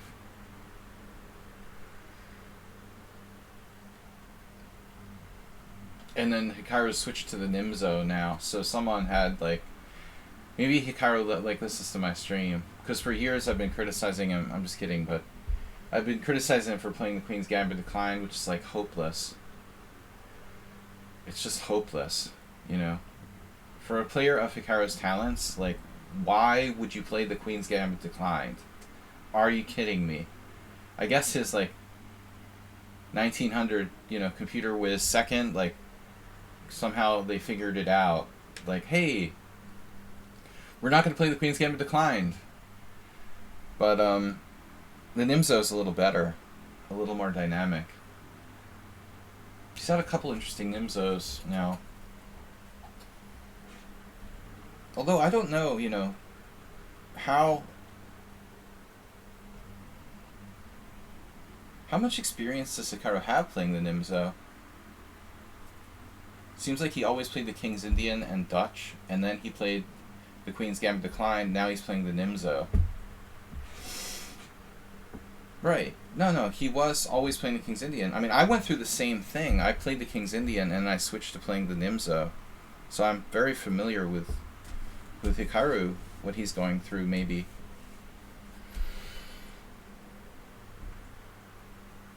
I think the King's Indian is difficult to play at that level. But I mean, I basically stopped for the same reason. You're just like giving your opponents an advantage. Why would you want to do that? I don't think it's the King's Indian bayonet attack necessarily, Arsenal fan.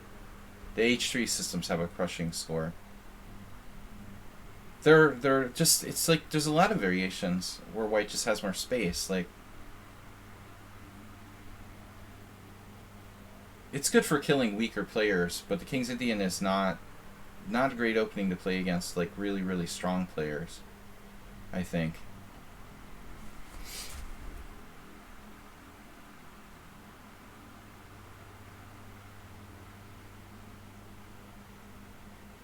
The H3 system is practically force black to play something rope-a-dope or Benoni. There's a few dedicated King's Indian players that still keep playing it, like, I don't know, Gawain Jones or something.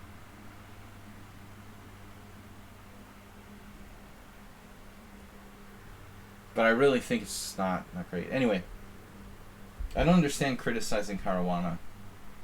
He's clearly one of the most dedicated and strongest players.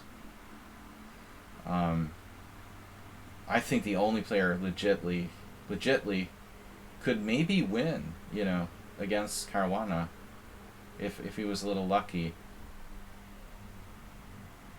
But who knows? You know, Karyakin almost beat Caruana. I mean, Carlsen. So, did I say Caruana? Caruana beat Caruana? Dude, Carlsen could theoretically lose. He was very close to losing against Karyakin. The match with Caruana was close. Nepomny had no chance. I really don't want to see that again. It's like when Caruana beat Anand twice. It's just like, damn, dude. Why waste our time? Nepomniachtchi's gonna do an Anand where he, like, wastes another candidates tournament. I wouldn't even watch, man. The first match was so bad. I don't think I could watch a second one. Just Nepomniachtchi getting slaughtered and playing like he's totally beat down. Unless he magically figured out his problem. It was a really horrible match after the first 4 or 5 games last time.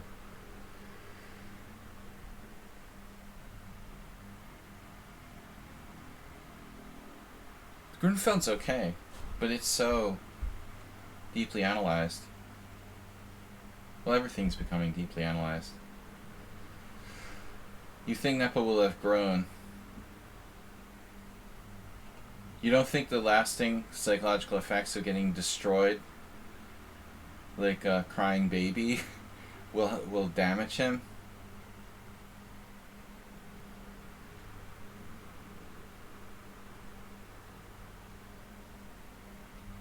The 129 move game, That did seem to have like a crushing effect.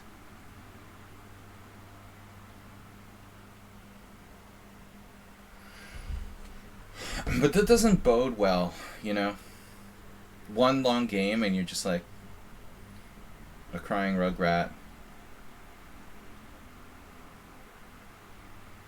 You're just ready to fold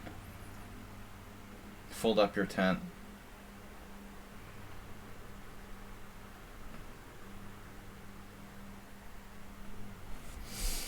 I don't know. I'd rather see Caruana again. Hikaru would be interesting. It looks like Nepomniachtchi has a stranglehold, though. I mean, 6 out of 8? He has 6 out of 8? Like, I don't know. He's just smashing the lower guys.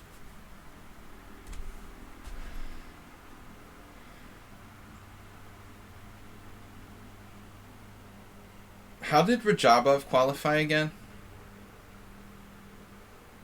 Because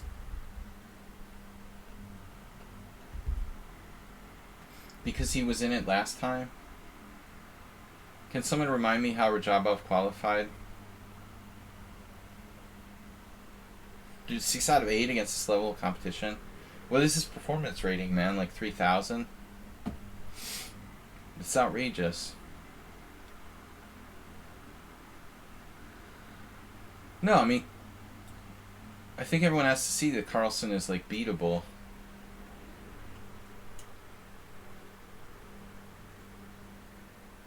If Karyakin can get a winning match score against him, pretty much anybody can.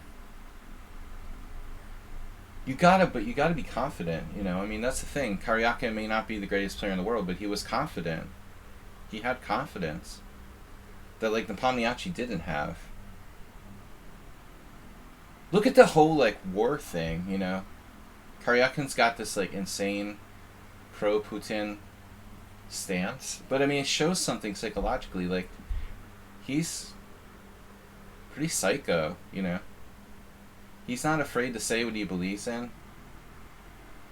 It, might be, like, related. He's not afraid. Right or wrong, you know? He's not intimidated.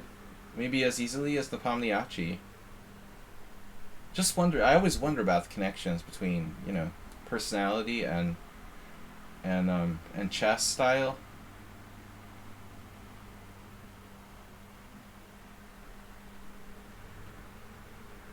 Wait, how did Rajabov qualify?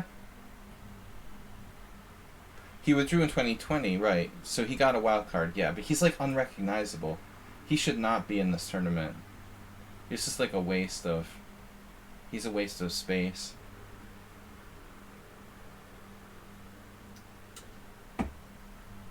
Like, anybody would be better than Rajabov. So, Aronian, Bashir, Legrave.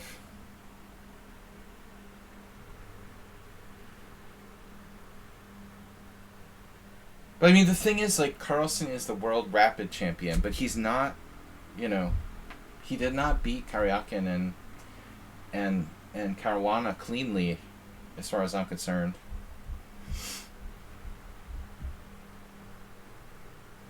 He isn't worse than Alexyenko. Yeah, Alexyenko. I mean, dude, Firouzja and Duda are just young, and they're not that experienced, but Rajabov just, like, isn't there, you know? That's how it seems to me. I mean, anybody could see how, like, Ding Liren has been, like, isolated during COVID. He couldn't play anywhere. He couldn't, like, leave his country. He couldn't really compete. So, of course, he's out of practice. But, like, Rajabov could play. I mean, I don't know. He's just, like, not really there. His play is really insipid, too. Did he lose yesterday, or he finally drew? He was worse yesterday. I thought he was going to lose. I thought he was going to lose again yesterday, honestly. He started to drift in the endgame again. Rajabov. He lost another horrid endgame earlier in the tournament.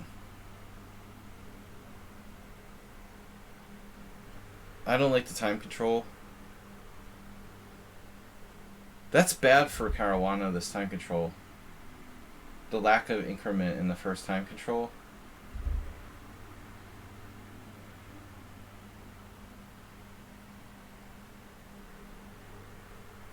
I mean, honestly, knight h5 is a standard move in the Catalan, closed Catalan.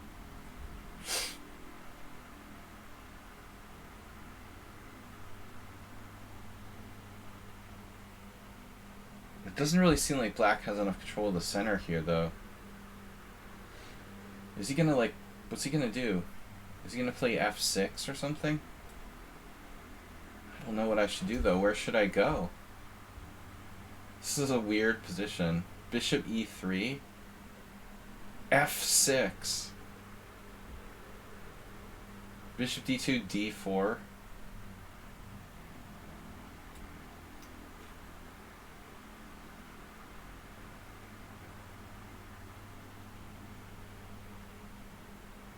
Yeah. Deep thoughts. He's gonna sacrifice a piece, maybe. Yeah, but he was drifting. You know, it looked like Rajabov was trying to lose yesterday. I wouldn't have been surprised at all. In the endgame, he was like minus 0.8. And he lost the game against Hikaru, which is mind-boggling. Like, seriously, if I lost the bishop and rook endgame that Rajabov lost, I would seriously wonder, why am I in the candidates tournament? Do you understand, like, how noob-like? I would be ashamed as a 2350 IM. I would be ashamed to lose that ending the way that Rajabov lost to Hikaru.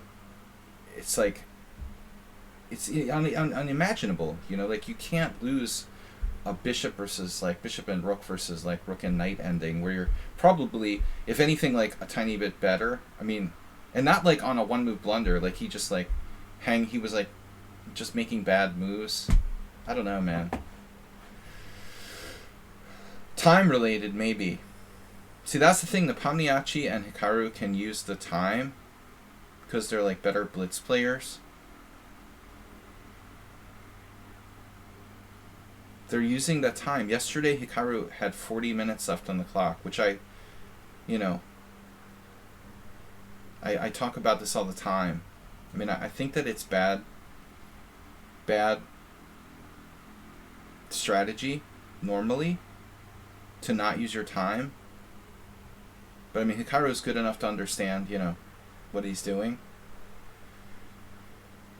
In general, you want to use your time to the max, you know, of your ability, but he's trying to rush Caruana, it seems like, and it worked.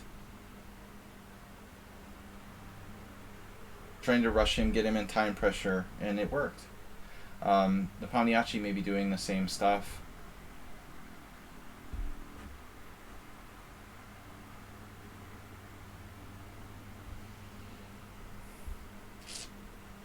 I don't know. E4, D4, 92. Don't like it. I take away the E4 square. G4, knight G7, F4. Looks like psycho and fun. Psycho and fun. I don't know, man.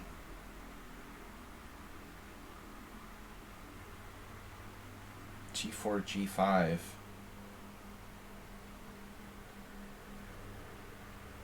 But the problem with the E4 is that it takes away the E4 square from my knight. I don't really like that. I was gonna play F4 now, but yeah. f4. Maybe I already compromised my position. Compromised.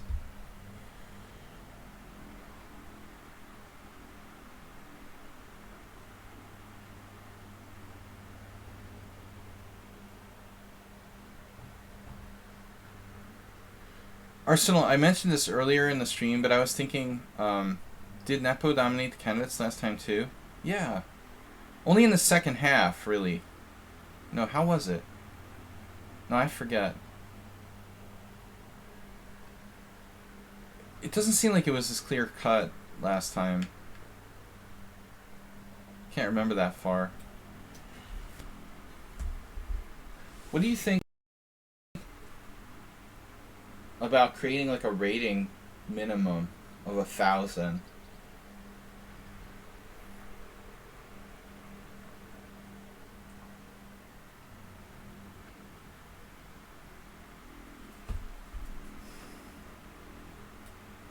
What about E3? Is E3 stupid?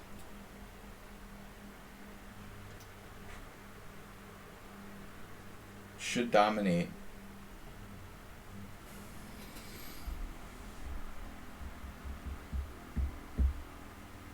I just don't want to see another like Nepomniachtchi get slaughtered by Magnus by like +4.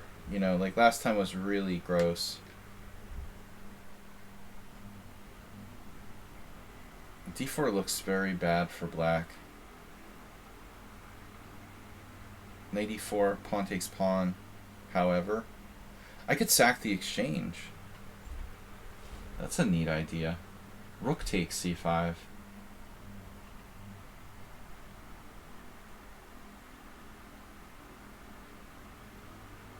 Knight E4, pawn takes pawn, knight takes C5, pawn takes D2.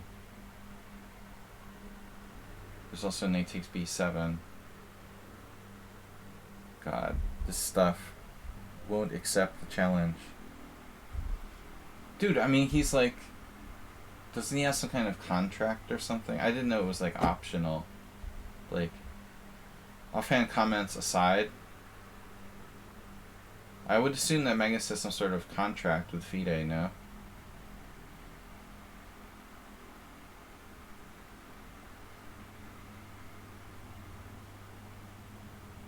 He's not obligated to play, like legally somehow?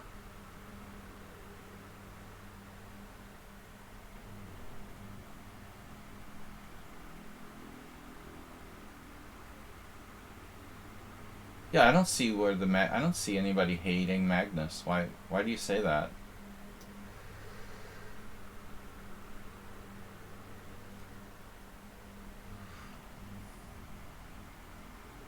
I mean, everyone knows I never particularly liked Magnus, but I'm not hating on him.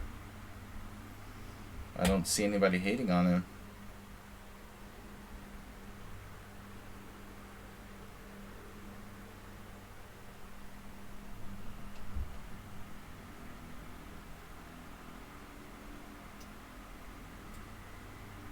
What am I doing? Pawn takes pawn, knight e4. I mean, I think I don't like the way that the game of chess has gone in general. Magnus is not the problem. He's a symptom of modern chess. He's the creation of modern chess.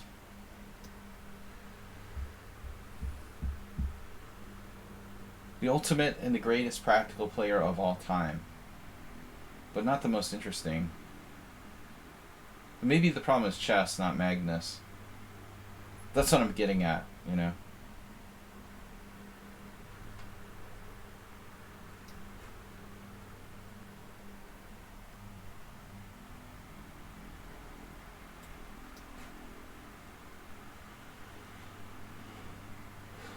Magnus is a symptom, not the disease.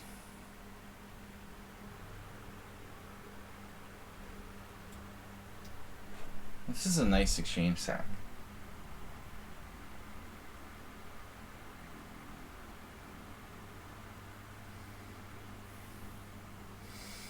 Magnus is playing the hand he was dealt, that's all. I have nothing against him.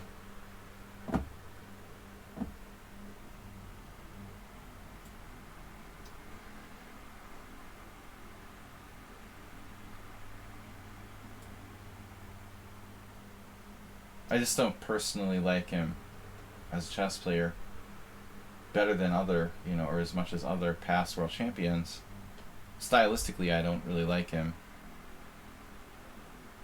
I also think that he's not very as outspoken as he should be, on certain issues, like corruption in the chess world.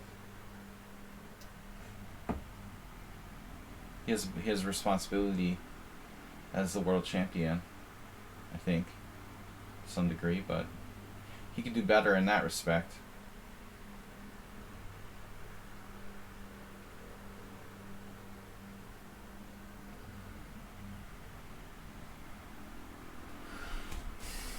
But whatever. He's not forced to be responsible for FIDE and its corruption.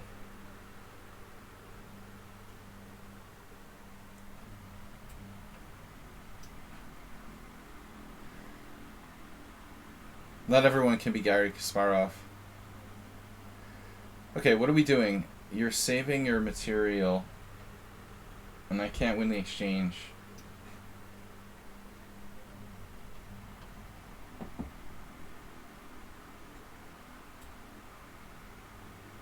Damn. I missed knight d7 again.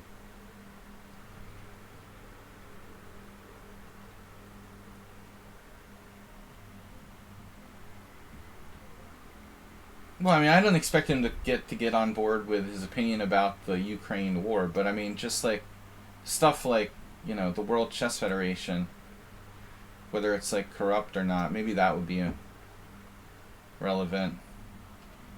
Damn, he has rook, knight c3 there. What am I doing? I'm like falling apart. It's clear tricky. Oh my god, that can't be a good move. He just opened up his own king. He missed knight c3 before too. Wow.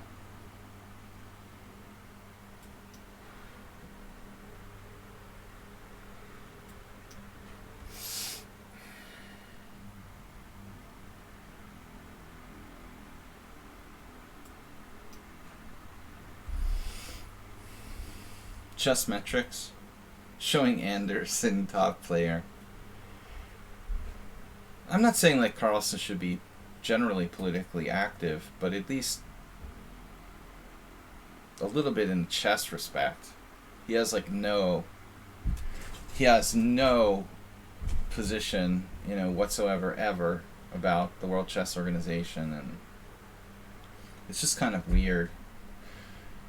Like, I understand when he was a little kid, he just stayed with the little kid, like when he was a 15-year-old. He still behaves like he's a 15-year-old, and his mommy and daddy can make all the decisions for him. I mean, I don't know. He just didn't change since he was like 15. He doesn't have a political agenda or opinions. But I think he has to be more of an adult, about the chess world. It seems so corrupt and hopeless. And he has so much power that he could change it. And so few people do. Max is like one of the only people that could actually maybe like create a new chess federation or change the direction of FIDE. Yet he doesn't have any inclination to do that. But maybe like Chessable. Magus, who knows who owns Chessable Zen Chess? There's this like shadow, the Magnus group, right? Like seriously, who does Magnus really own? Like how many shares of the Magnus group does Magnus actually own? Like who the heck even knows?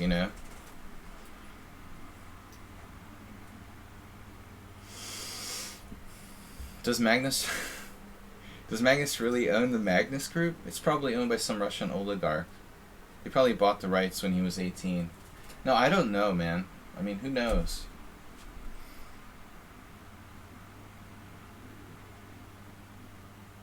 It's a good question.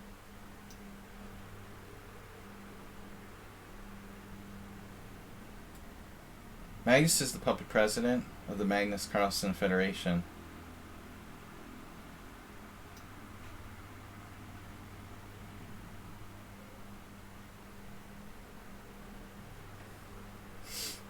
There's this Magnus Group, but who knows who really the owners are, shareholders? Is it all Magnus? Is it someone else?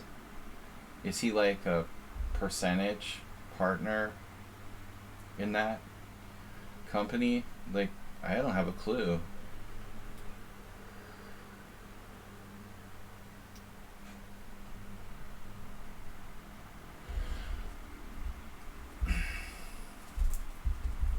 I guess you could investigate, but who really cares?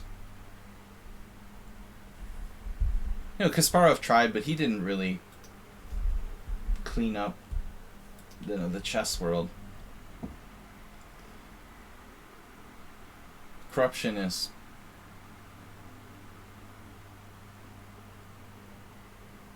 rife in every sport. What I want to know is, like, who made the decision to make the time control of the candidates tournament 40 moves with no increment. The Swidler-Grunfeld course, I mean, that's like, isn't that from Chess Base? Did they recycle that?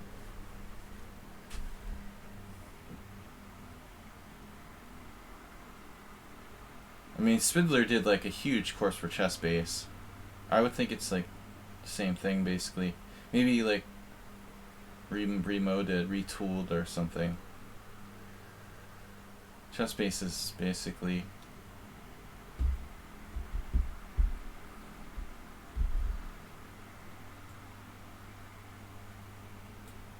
non-existent. It's just like Ghost Ship. Well, would he like have to do all new content for Chessable? He did a massive course for Chess Base. That must have taken like a million hours. I can't imagine like doing another. Chess Base is horrible. It's like the worst company ever. They got progressively worse and worse.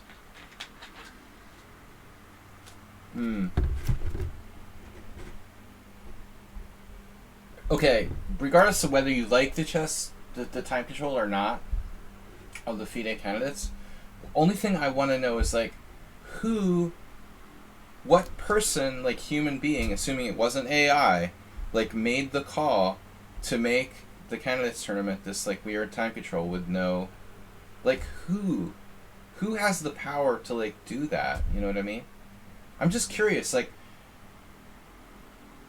what random person in the World Chess Federation or something decides to make the time control something that favors, let's say, Hikaru and the Palmiachi versus, I mean, it's favoring the faster players, basically. There's no question. That change in the time control clearly favors the Palmiachi and Hikaru over Caruana.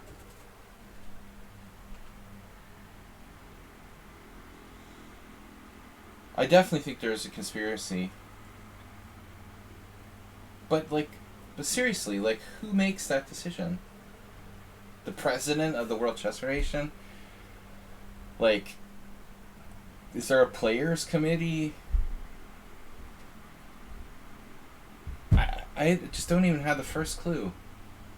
Another thing that's like horrible about FIDE, its governance is so shadowy. They probably have some subcommittee of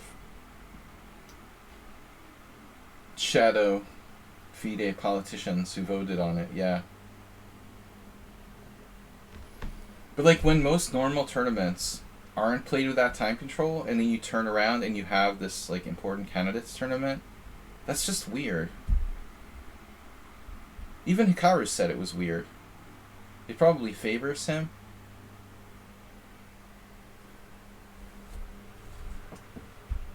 Illuminov must have gotten abducted by aliens, clearly. His favorite pastime. We got rid of Illuminov, but it still didn't really make it better. It's like different.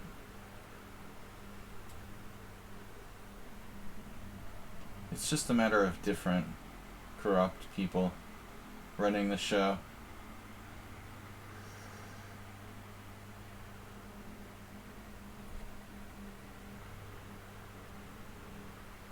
I just think it's strange. I'm playing Thomas Trenson.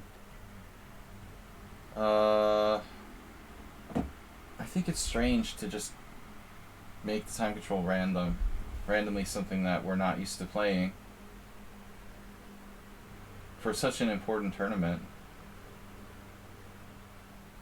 Duh.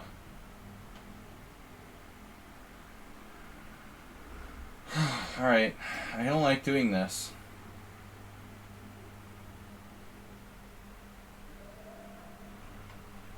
I don't know which way he should have taken there, by the way.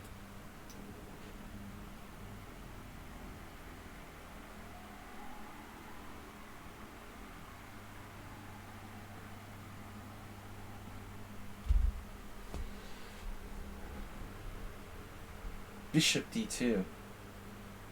What else would I play? Clearly not forced. Clearly not a good move. Actually, it's probably a bad move.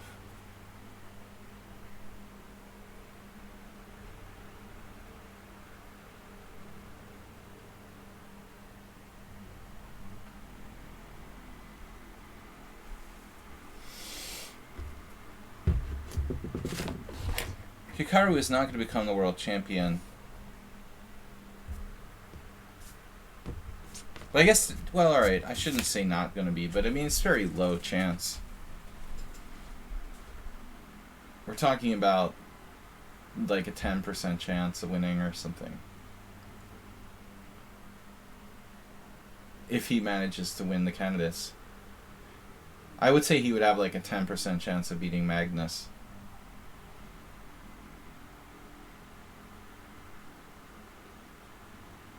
Not 0. But it's hard to believe that someone who, you know, spends as much time as he does on like streaming would be able to hold up at this level.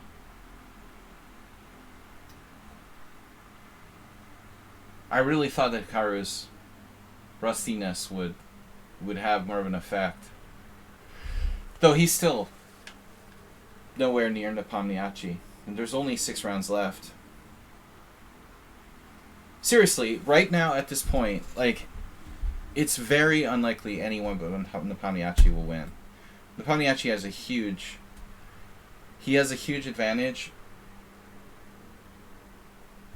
Okay, he wasted a white last round, but he still has 3 whites and 3 blacks with balanced colors.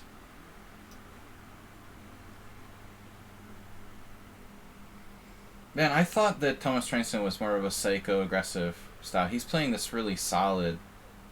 Okay, G takes F was a little bit... G takes F was a little cagey. I guess that's not good for his structure. That is a risky move. Although I don't think necessarily bad. Most people would avoid that. That's in his nature, I guess. This has been a really boring game by me thus far, and really solid by black. Painful. I apologize for playing like a wuss. I have to start thinking of excuses. It's like 95 degrees here. I did a simul last night. My play has been a little bit uninspiring today. And we're talking too much. He has the worst record ever against Magnus. I didn't really realize how bad it is. Yeah, we heard about the reaching for the mouse thing. That's pretty funny. He really did that, right? But you know what I always do, Zen Chess? Everyone does it, and it's very similar. The trying to press the clock on the wrong side, the invisible clock that's not there. Everyone's done that. That's a classic.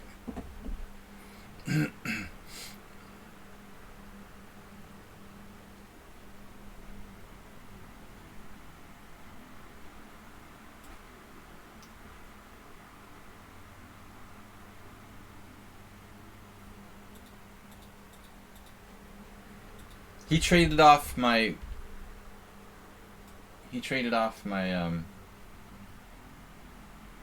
my baby. The crap bishop He traded off my bishop pair.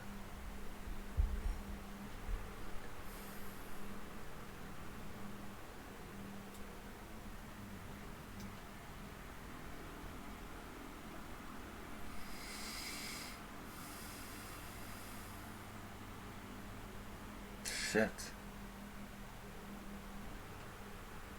Well.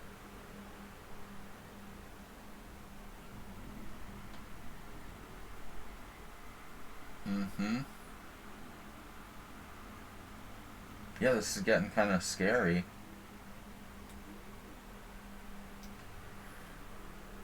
Nice game by Black. Politics. Okay, third beer now? Politics. Yeah, let's talk about abortion and gun rights. I'm really in the mood for that. I made an early stream reference to gun control in Hawaii, but I'm basically staying away from the politics today.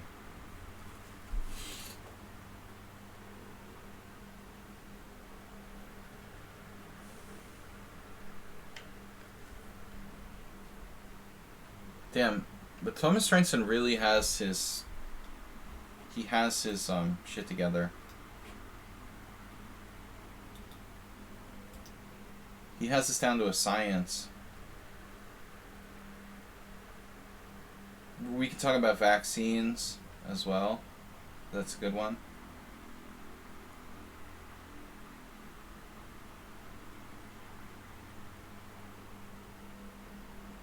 That's a good one. Wait, what?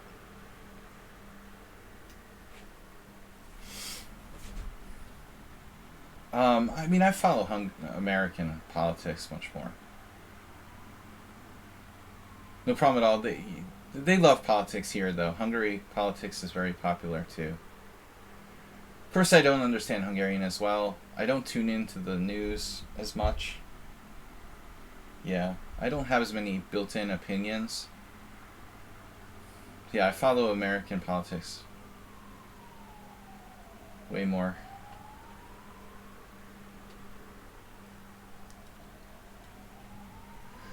Yeah, the big global influence.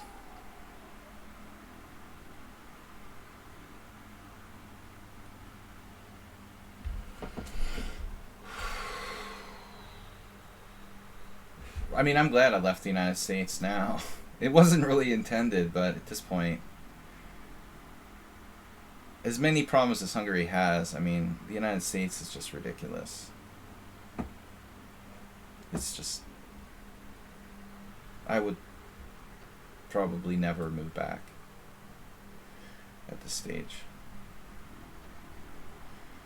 Damn, does he have a good move here? He better not.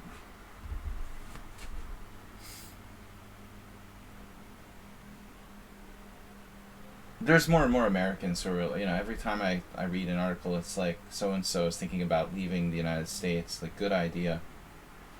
You won't regret it. I've got to seriously start thinking about forfeiting my U.S. citizenship at some point. Alright. Then I won't be able to, play tournaments under the U.S. flag. Although maybe I still could. That's kind of interesting. They probably wouldn't even notice.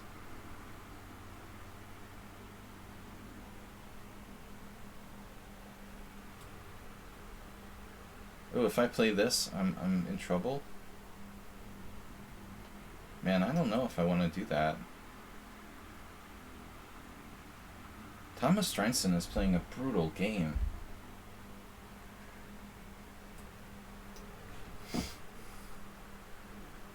Alright, I changed the plan. I almost, caved and, gave up my bishop for his knight.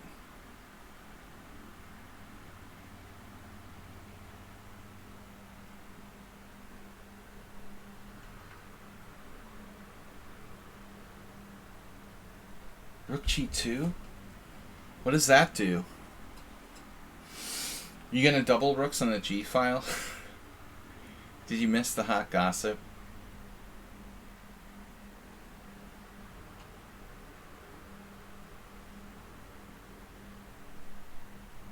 Chess Hebrew, do you rent or own your home? You should, like, do what this guy on CNN did. He sold his home in Washington State and moved to Philadelphia. Started renting an apartment. Save money.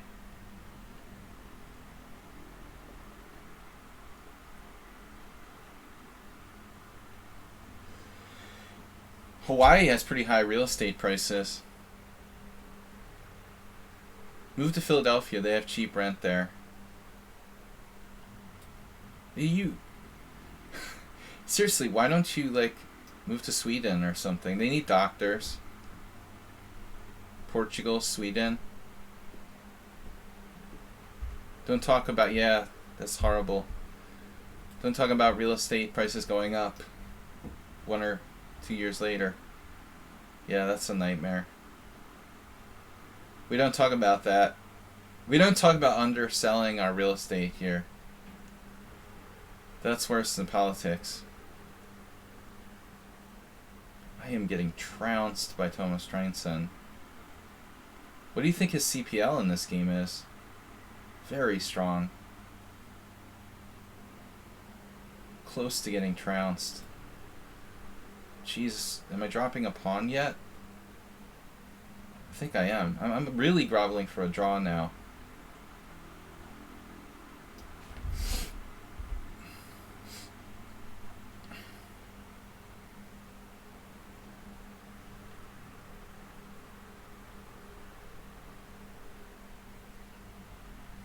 It's not just the government too. Like, there's a lot of private equity companies and stuff that are like buying up like single owner, units and single homes. It's really a sick situation.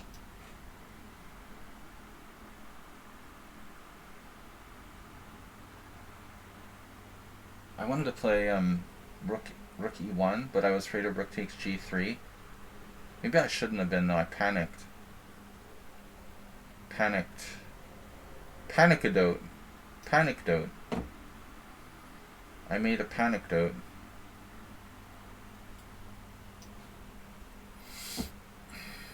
Oh, you didn't win a pawn. What the heck is happening? What? Dude, what? How did I end up in a better king and pawn ending? Someone explain to me. How did that happen?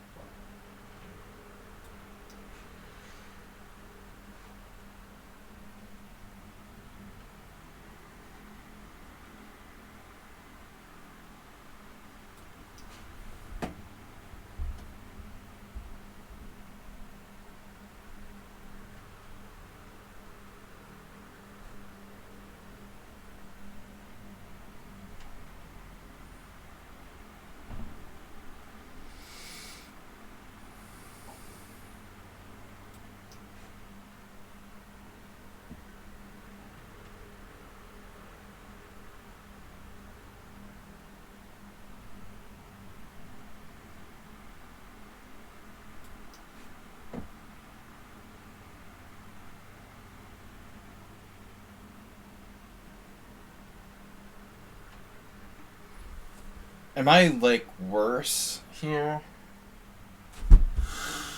There's no way that d5 is a good move, but I just freaked out. I've already misplayed this up the wazoo, and I don't know what to do anymore. I should just, like, take and play a3. If I just take and play a3, I'm like, what am I doing? No, he has e5 there. Jesus. So takes in a3 doesn't really work. That's disturbing. Alright, I guess c4 was a blunder. I made all sorts of blunders, like one after another. I thought about a4. a4. Here we go again, like the last game, with like the a4, b4, b5. Shit. I thought I was like winning, and then I was like almost lost. So I am winning. C4 is a double question mark blunder. But I had very little time to calculate it. Yeah, you were nearly winning, man. You played a great game. You had immense pressure. I was just barely hanging on. And obviously, like, you don't have to go in the king and pawn ending.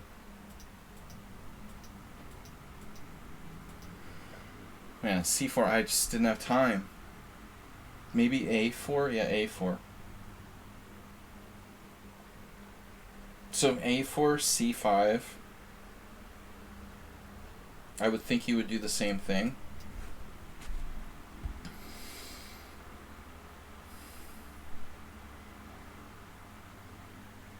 But I have an extra waiting move for the B3. That's the key. It's like take, king E4.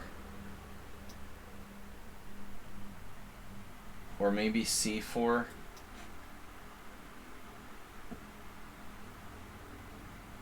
I have this B3. It doesn't work. Okay. Wow. I have to play B3 first. I wouldn't have found this in time pressure.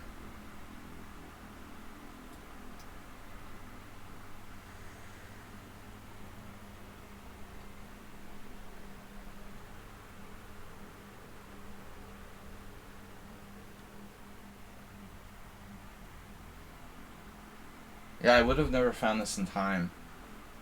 What do we got? Another challenge from Zen Chess? We're running late. I'm hoping it's similar to 2008. Sorry if you own a property right now. Man, I would love to see a market crash. I would never be that lucky, though.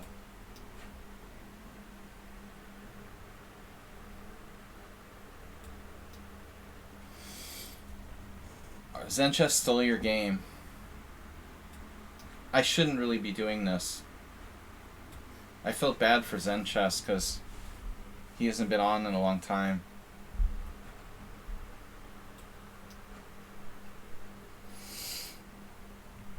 I really shouldn't do this, even this game, though. The market crashes always happen at the worst possible time for me. It really doesn't matter, but if the market crashed now, I could buy, prices crash down, I could maybe buy something. Right now I'm priced out of the housing market. Pretty much.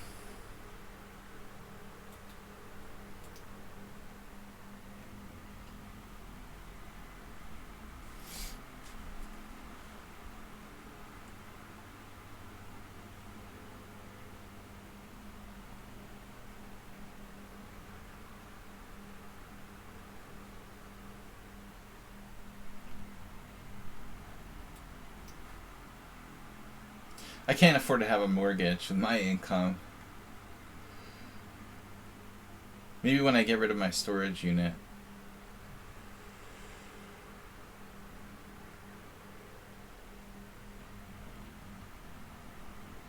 That's already like rent.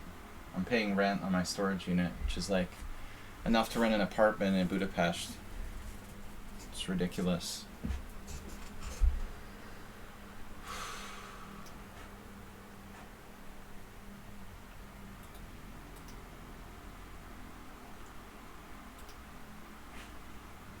Almost.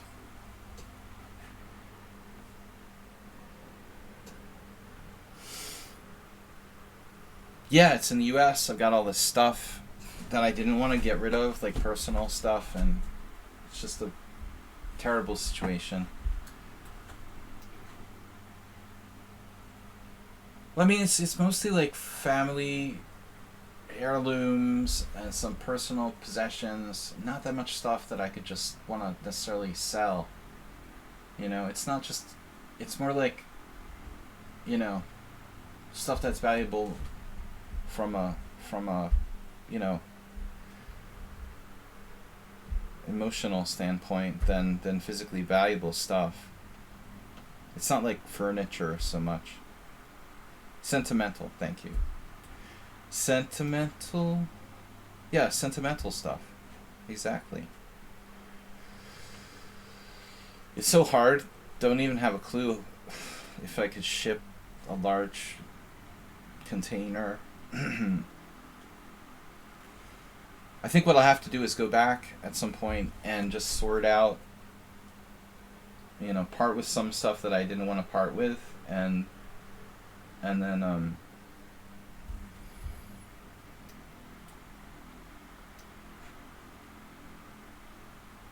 somehow transport a smaller amount of the rest over here. Yeah, I have to break it down, get rid of anything I can get rid of, old fishing poles, collection of like electric trains, things that I can sell, and then the sentimental stuff like family pictures, old historic documents.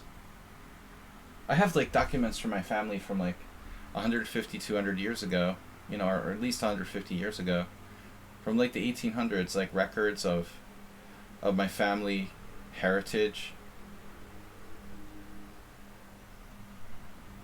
Oh, really? Yeah, I've never done like transporting a large, package overseas. No, I don't have any family. My whole family is like extinct except for some cousins. So I also feel a responsibility. Like I'm the last person of my direct family. It's like it's sort of crazy. And I have records, the last records of my direct descendants. Crazy stuff. It just would be insane to just throw it all away in the trash.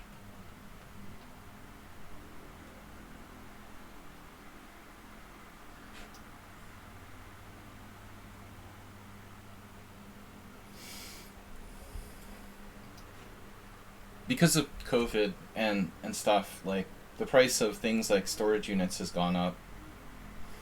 It's getting unaffordable. And they really like scam you. If they sense that you're stuck, they start like jacking up the price on the storage unit more than they could. So I'm kind of getting squeezed. I can't hold out forever paying them. But it's expensive to travel back to the United States to clean out a storage unit. It's like, okay, I'm gonna blow like $1,000 on a plane ticket to go back so I can clean out a storage unit. Then I have to storage hunters. Then I have to pay for a place to stay. So I have to pay like thousands of dollars to go clean out a storage unit. It's a pretty crazy situation, but I mean it's better than paying rent every month. This wasn't what was supposed to happen, I mean, I didn't plan this was going to happen. This is Enchus. I keep forgetting he's such a strong player. I'm thinking, okay, I'm playing another random 2000.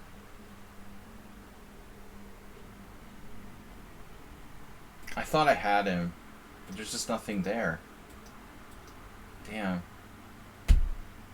Could I have played like knight to g6? No.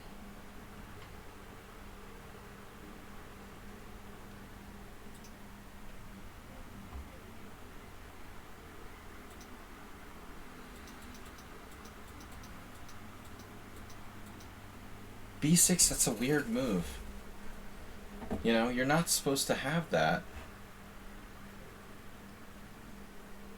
Yeah, the storage unit company is really shady. Some are worse than others, I'm sure. They're definitely exploiting people with the COVID. They don't have that much overhead either. It's like, oh, supply chain issues are making us raise our prices. You can't really say that when you own a storage unit facility, that supply chain issues are making you raise your prices. Like, you're just renting a storage unit. Don't give us that crap. Basically, there's very little like legal control over these things, like there is in property management. You can't like there's no like rent control for storage units. They can just do whatever they want. We have land tax, yeah, that's true. We do. And yeah, they have to pay taxes. If the taxes were to go up. Take care, Thomas Frenson, thanks for the game. Mail the items in small chunks over time. Yes, preferably in Hawaii. I doubt the prices go up massively in that. No. The land prices, land taxes, well, that's one of the other reasons why I didn't want to buy a property at home. Yeah, it's really significant. But, yeah, probably not going up that fast. Property taxes don't go up that fast. Like other stuff. Damn. Zen chess, what am I going to do with you? Queen c2. He even has rook c8. Mother. Why am I rejecting queen e2 again?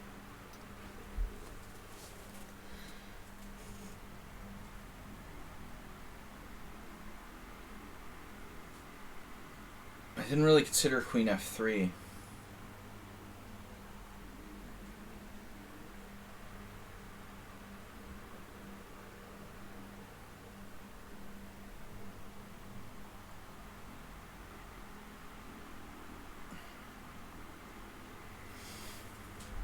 The model trains are worth, in the thousands of dollars. But you gotta find the right buyer, and that's hard to do. Exactly. I mean, I could have sold them 3 years ago, like lock, stock, and barrel for several $1,000s. But I was like, no need to do that. I'm gonna buy a cottage or something. I'll come back. And then, like, the pandemic hit, and I'm just, like, priced out of the real estate market, and I have nowhere to put my stuff. It's a disaster.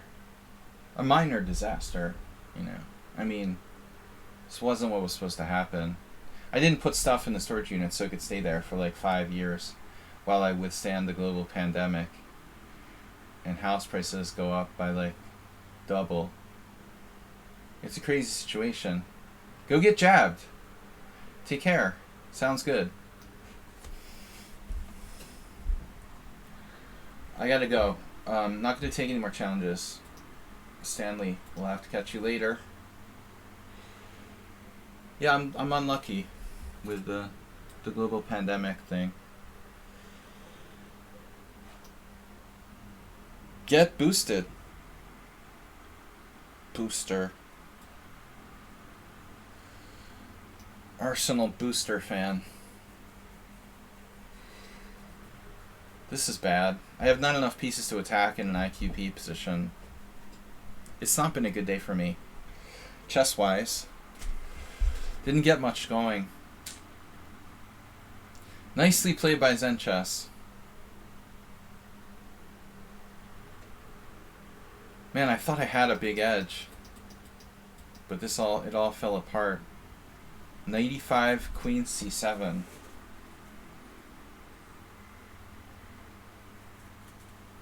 It feels like white should have something here. I almost had bishop takes h7.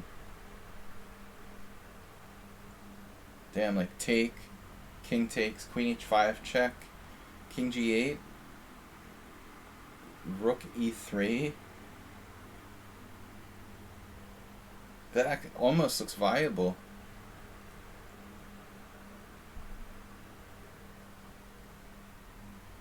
Seriously, what if I had done this? Bishop takes h7 check, king takes h7, queen h5 check, king g8, rook e3, threatening rook h3? Does that actually work? I mean, it looks so slow. He has f6. He has f6. It's a little problem.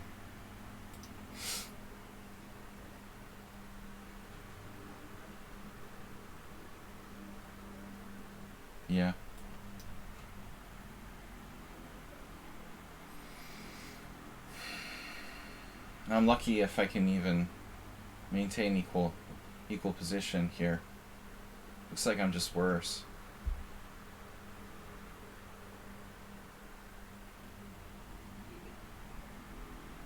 Shit.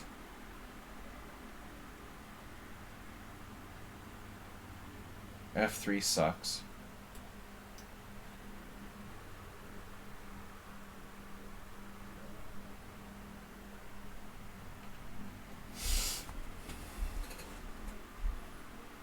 Draw. I'm not gonna offer a draw from a worse position. I mean, it's just rude. Alright. Man, this was so sad.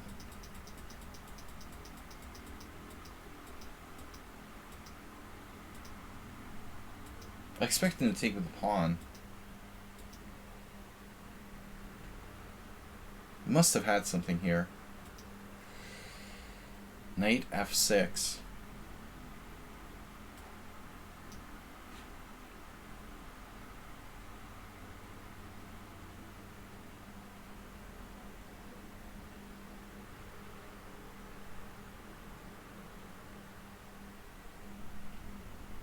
I should have played bishop g5. Maybe.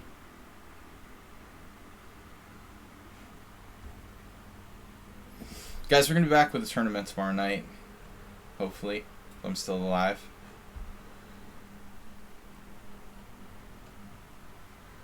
After this. Performance.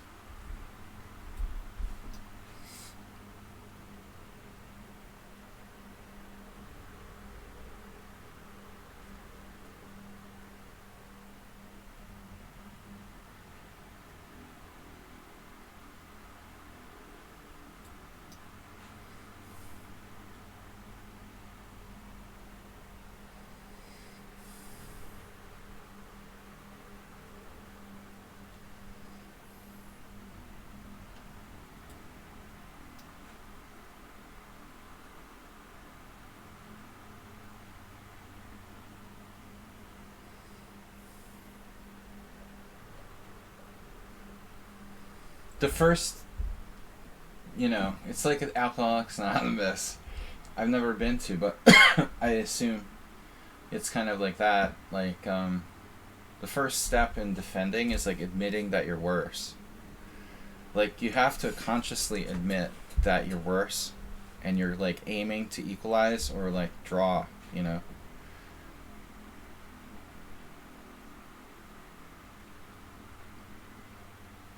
It's easy to get tempted into playing for more.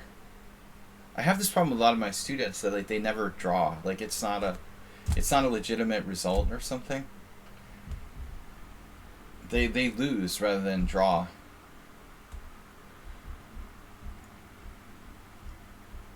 The art of the draw. That's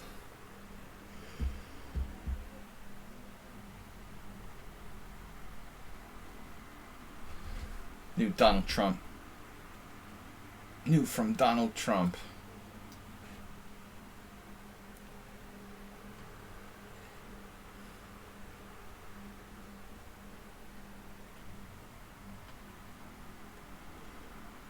Donald Trump is more of an all-in type.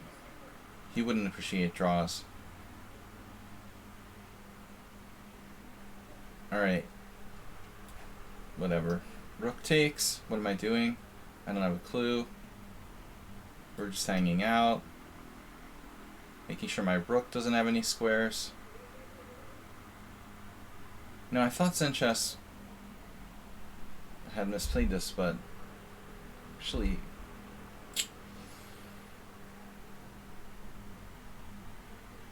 Wow. Wow.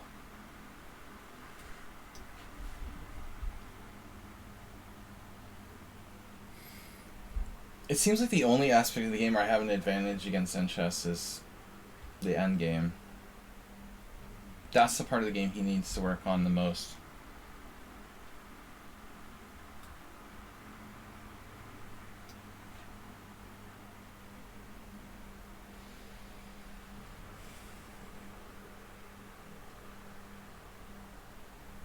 Nice knight you've got there.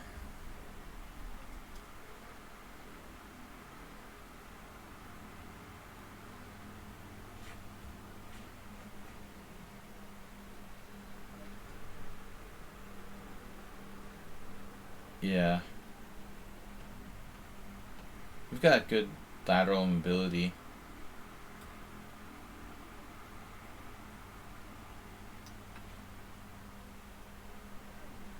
With the rook, that is.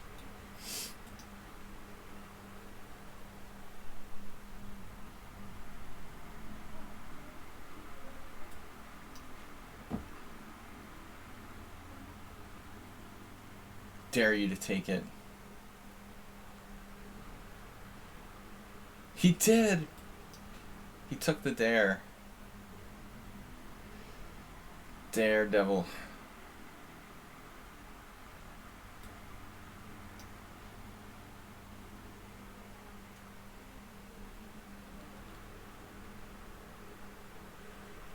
Can't blame him.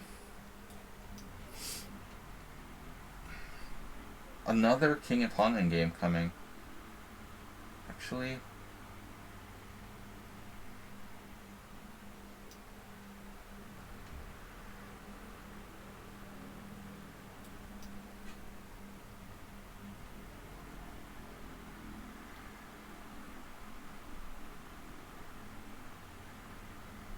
I thought you would play h5.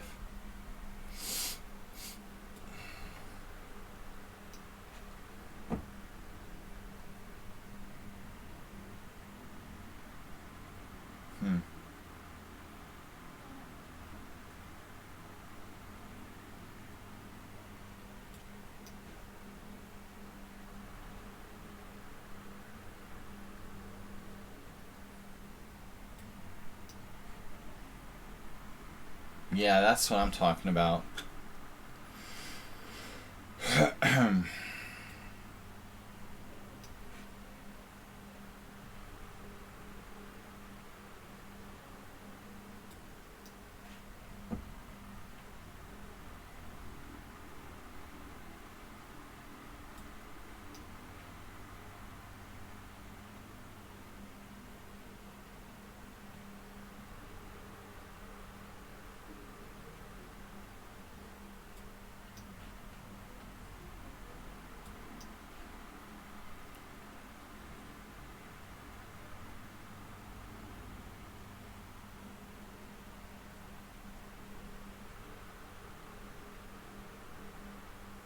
Was that my third king and pawn endgame today?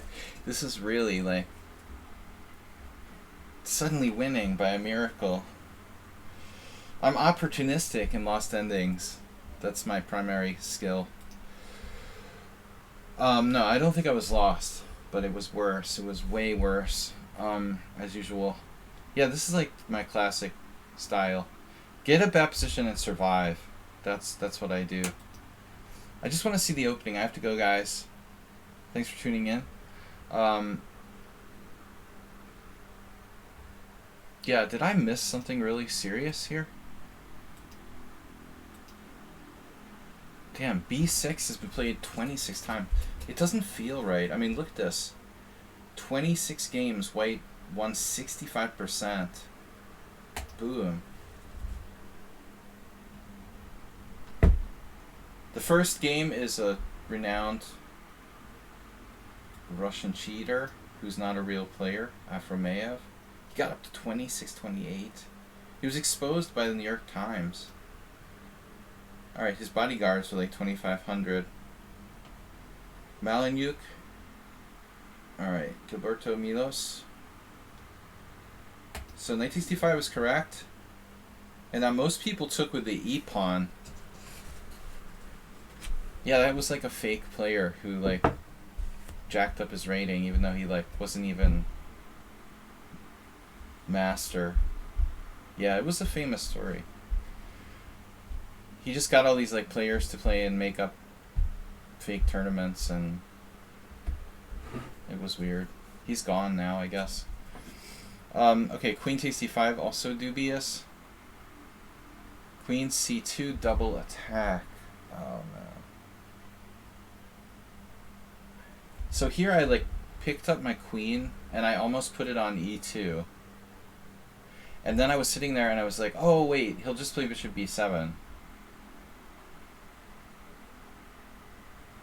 Someone actually played rook e1? Yeah, my homie friend. The guy who's not even a real player.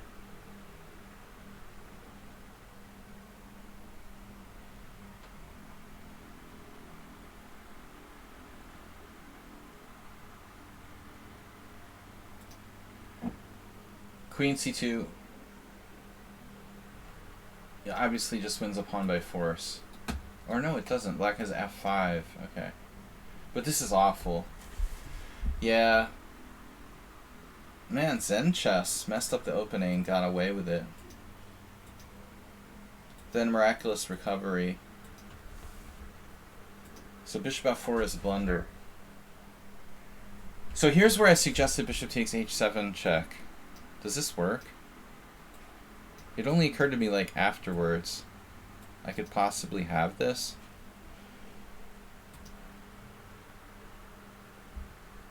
Damn, it works. But only enough for a draw. Whoa. f6. This is what we said. Chessibra. What?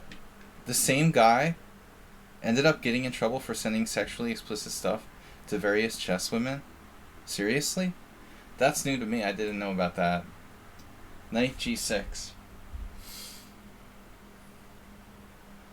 So I'm threading basically like a perpetual.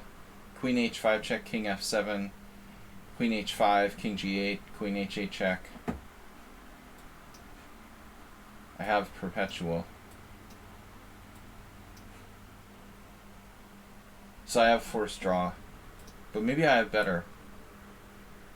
Queen f3. Whoa. Bishop takes e4, queen takes e4. Knight d7. Holy shit. Knight takes f7. Damn. Yeah, it might be someone else.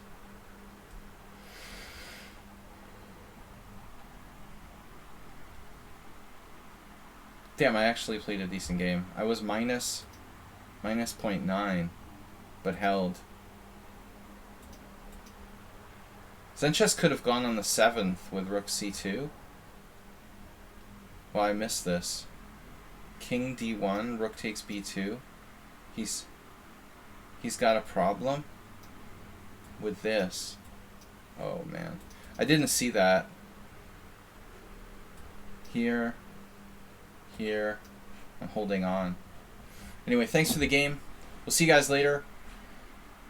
Tomorrow night, tournament, Rapid Chess, be here. Thanks everyone for your support.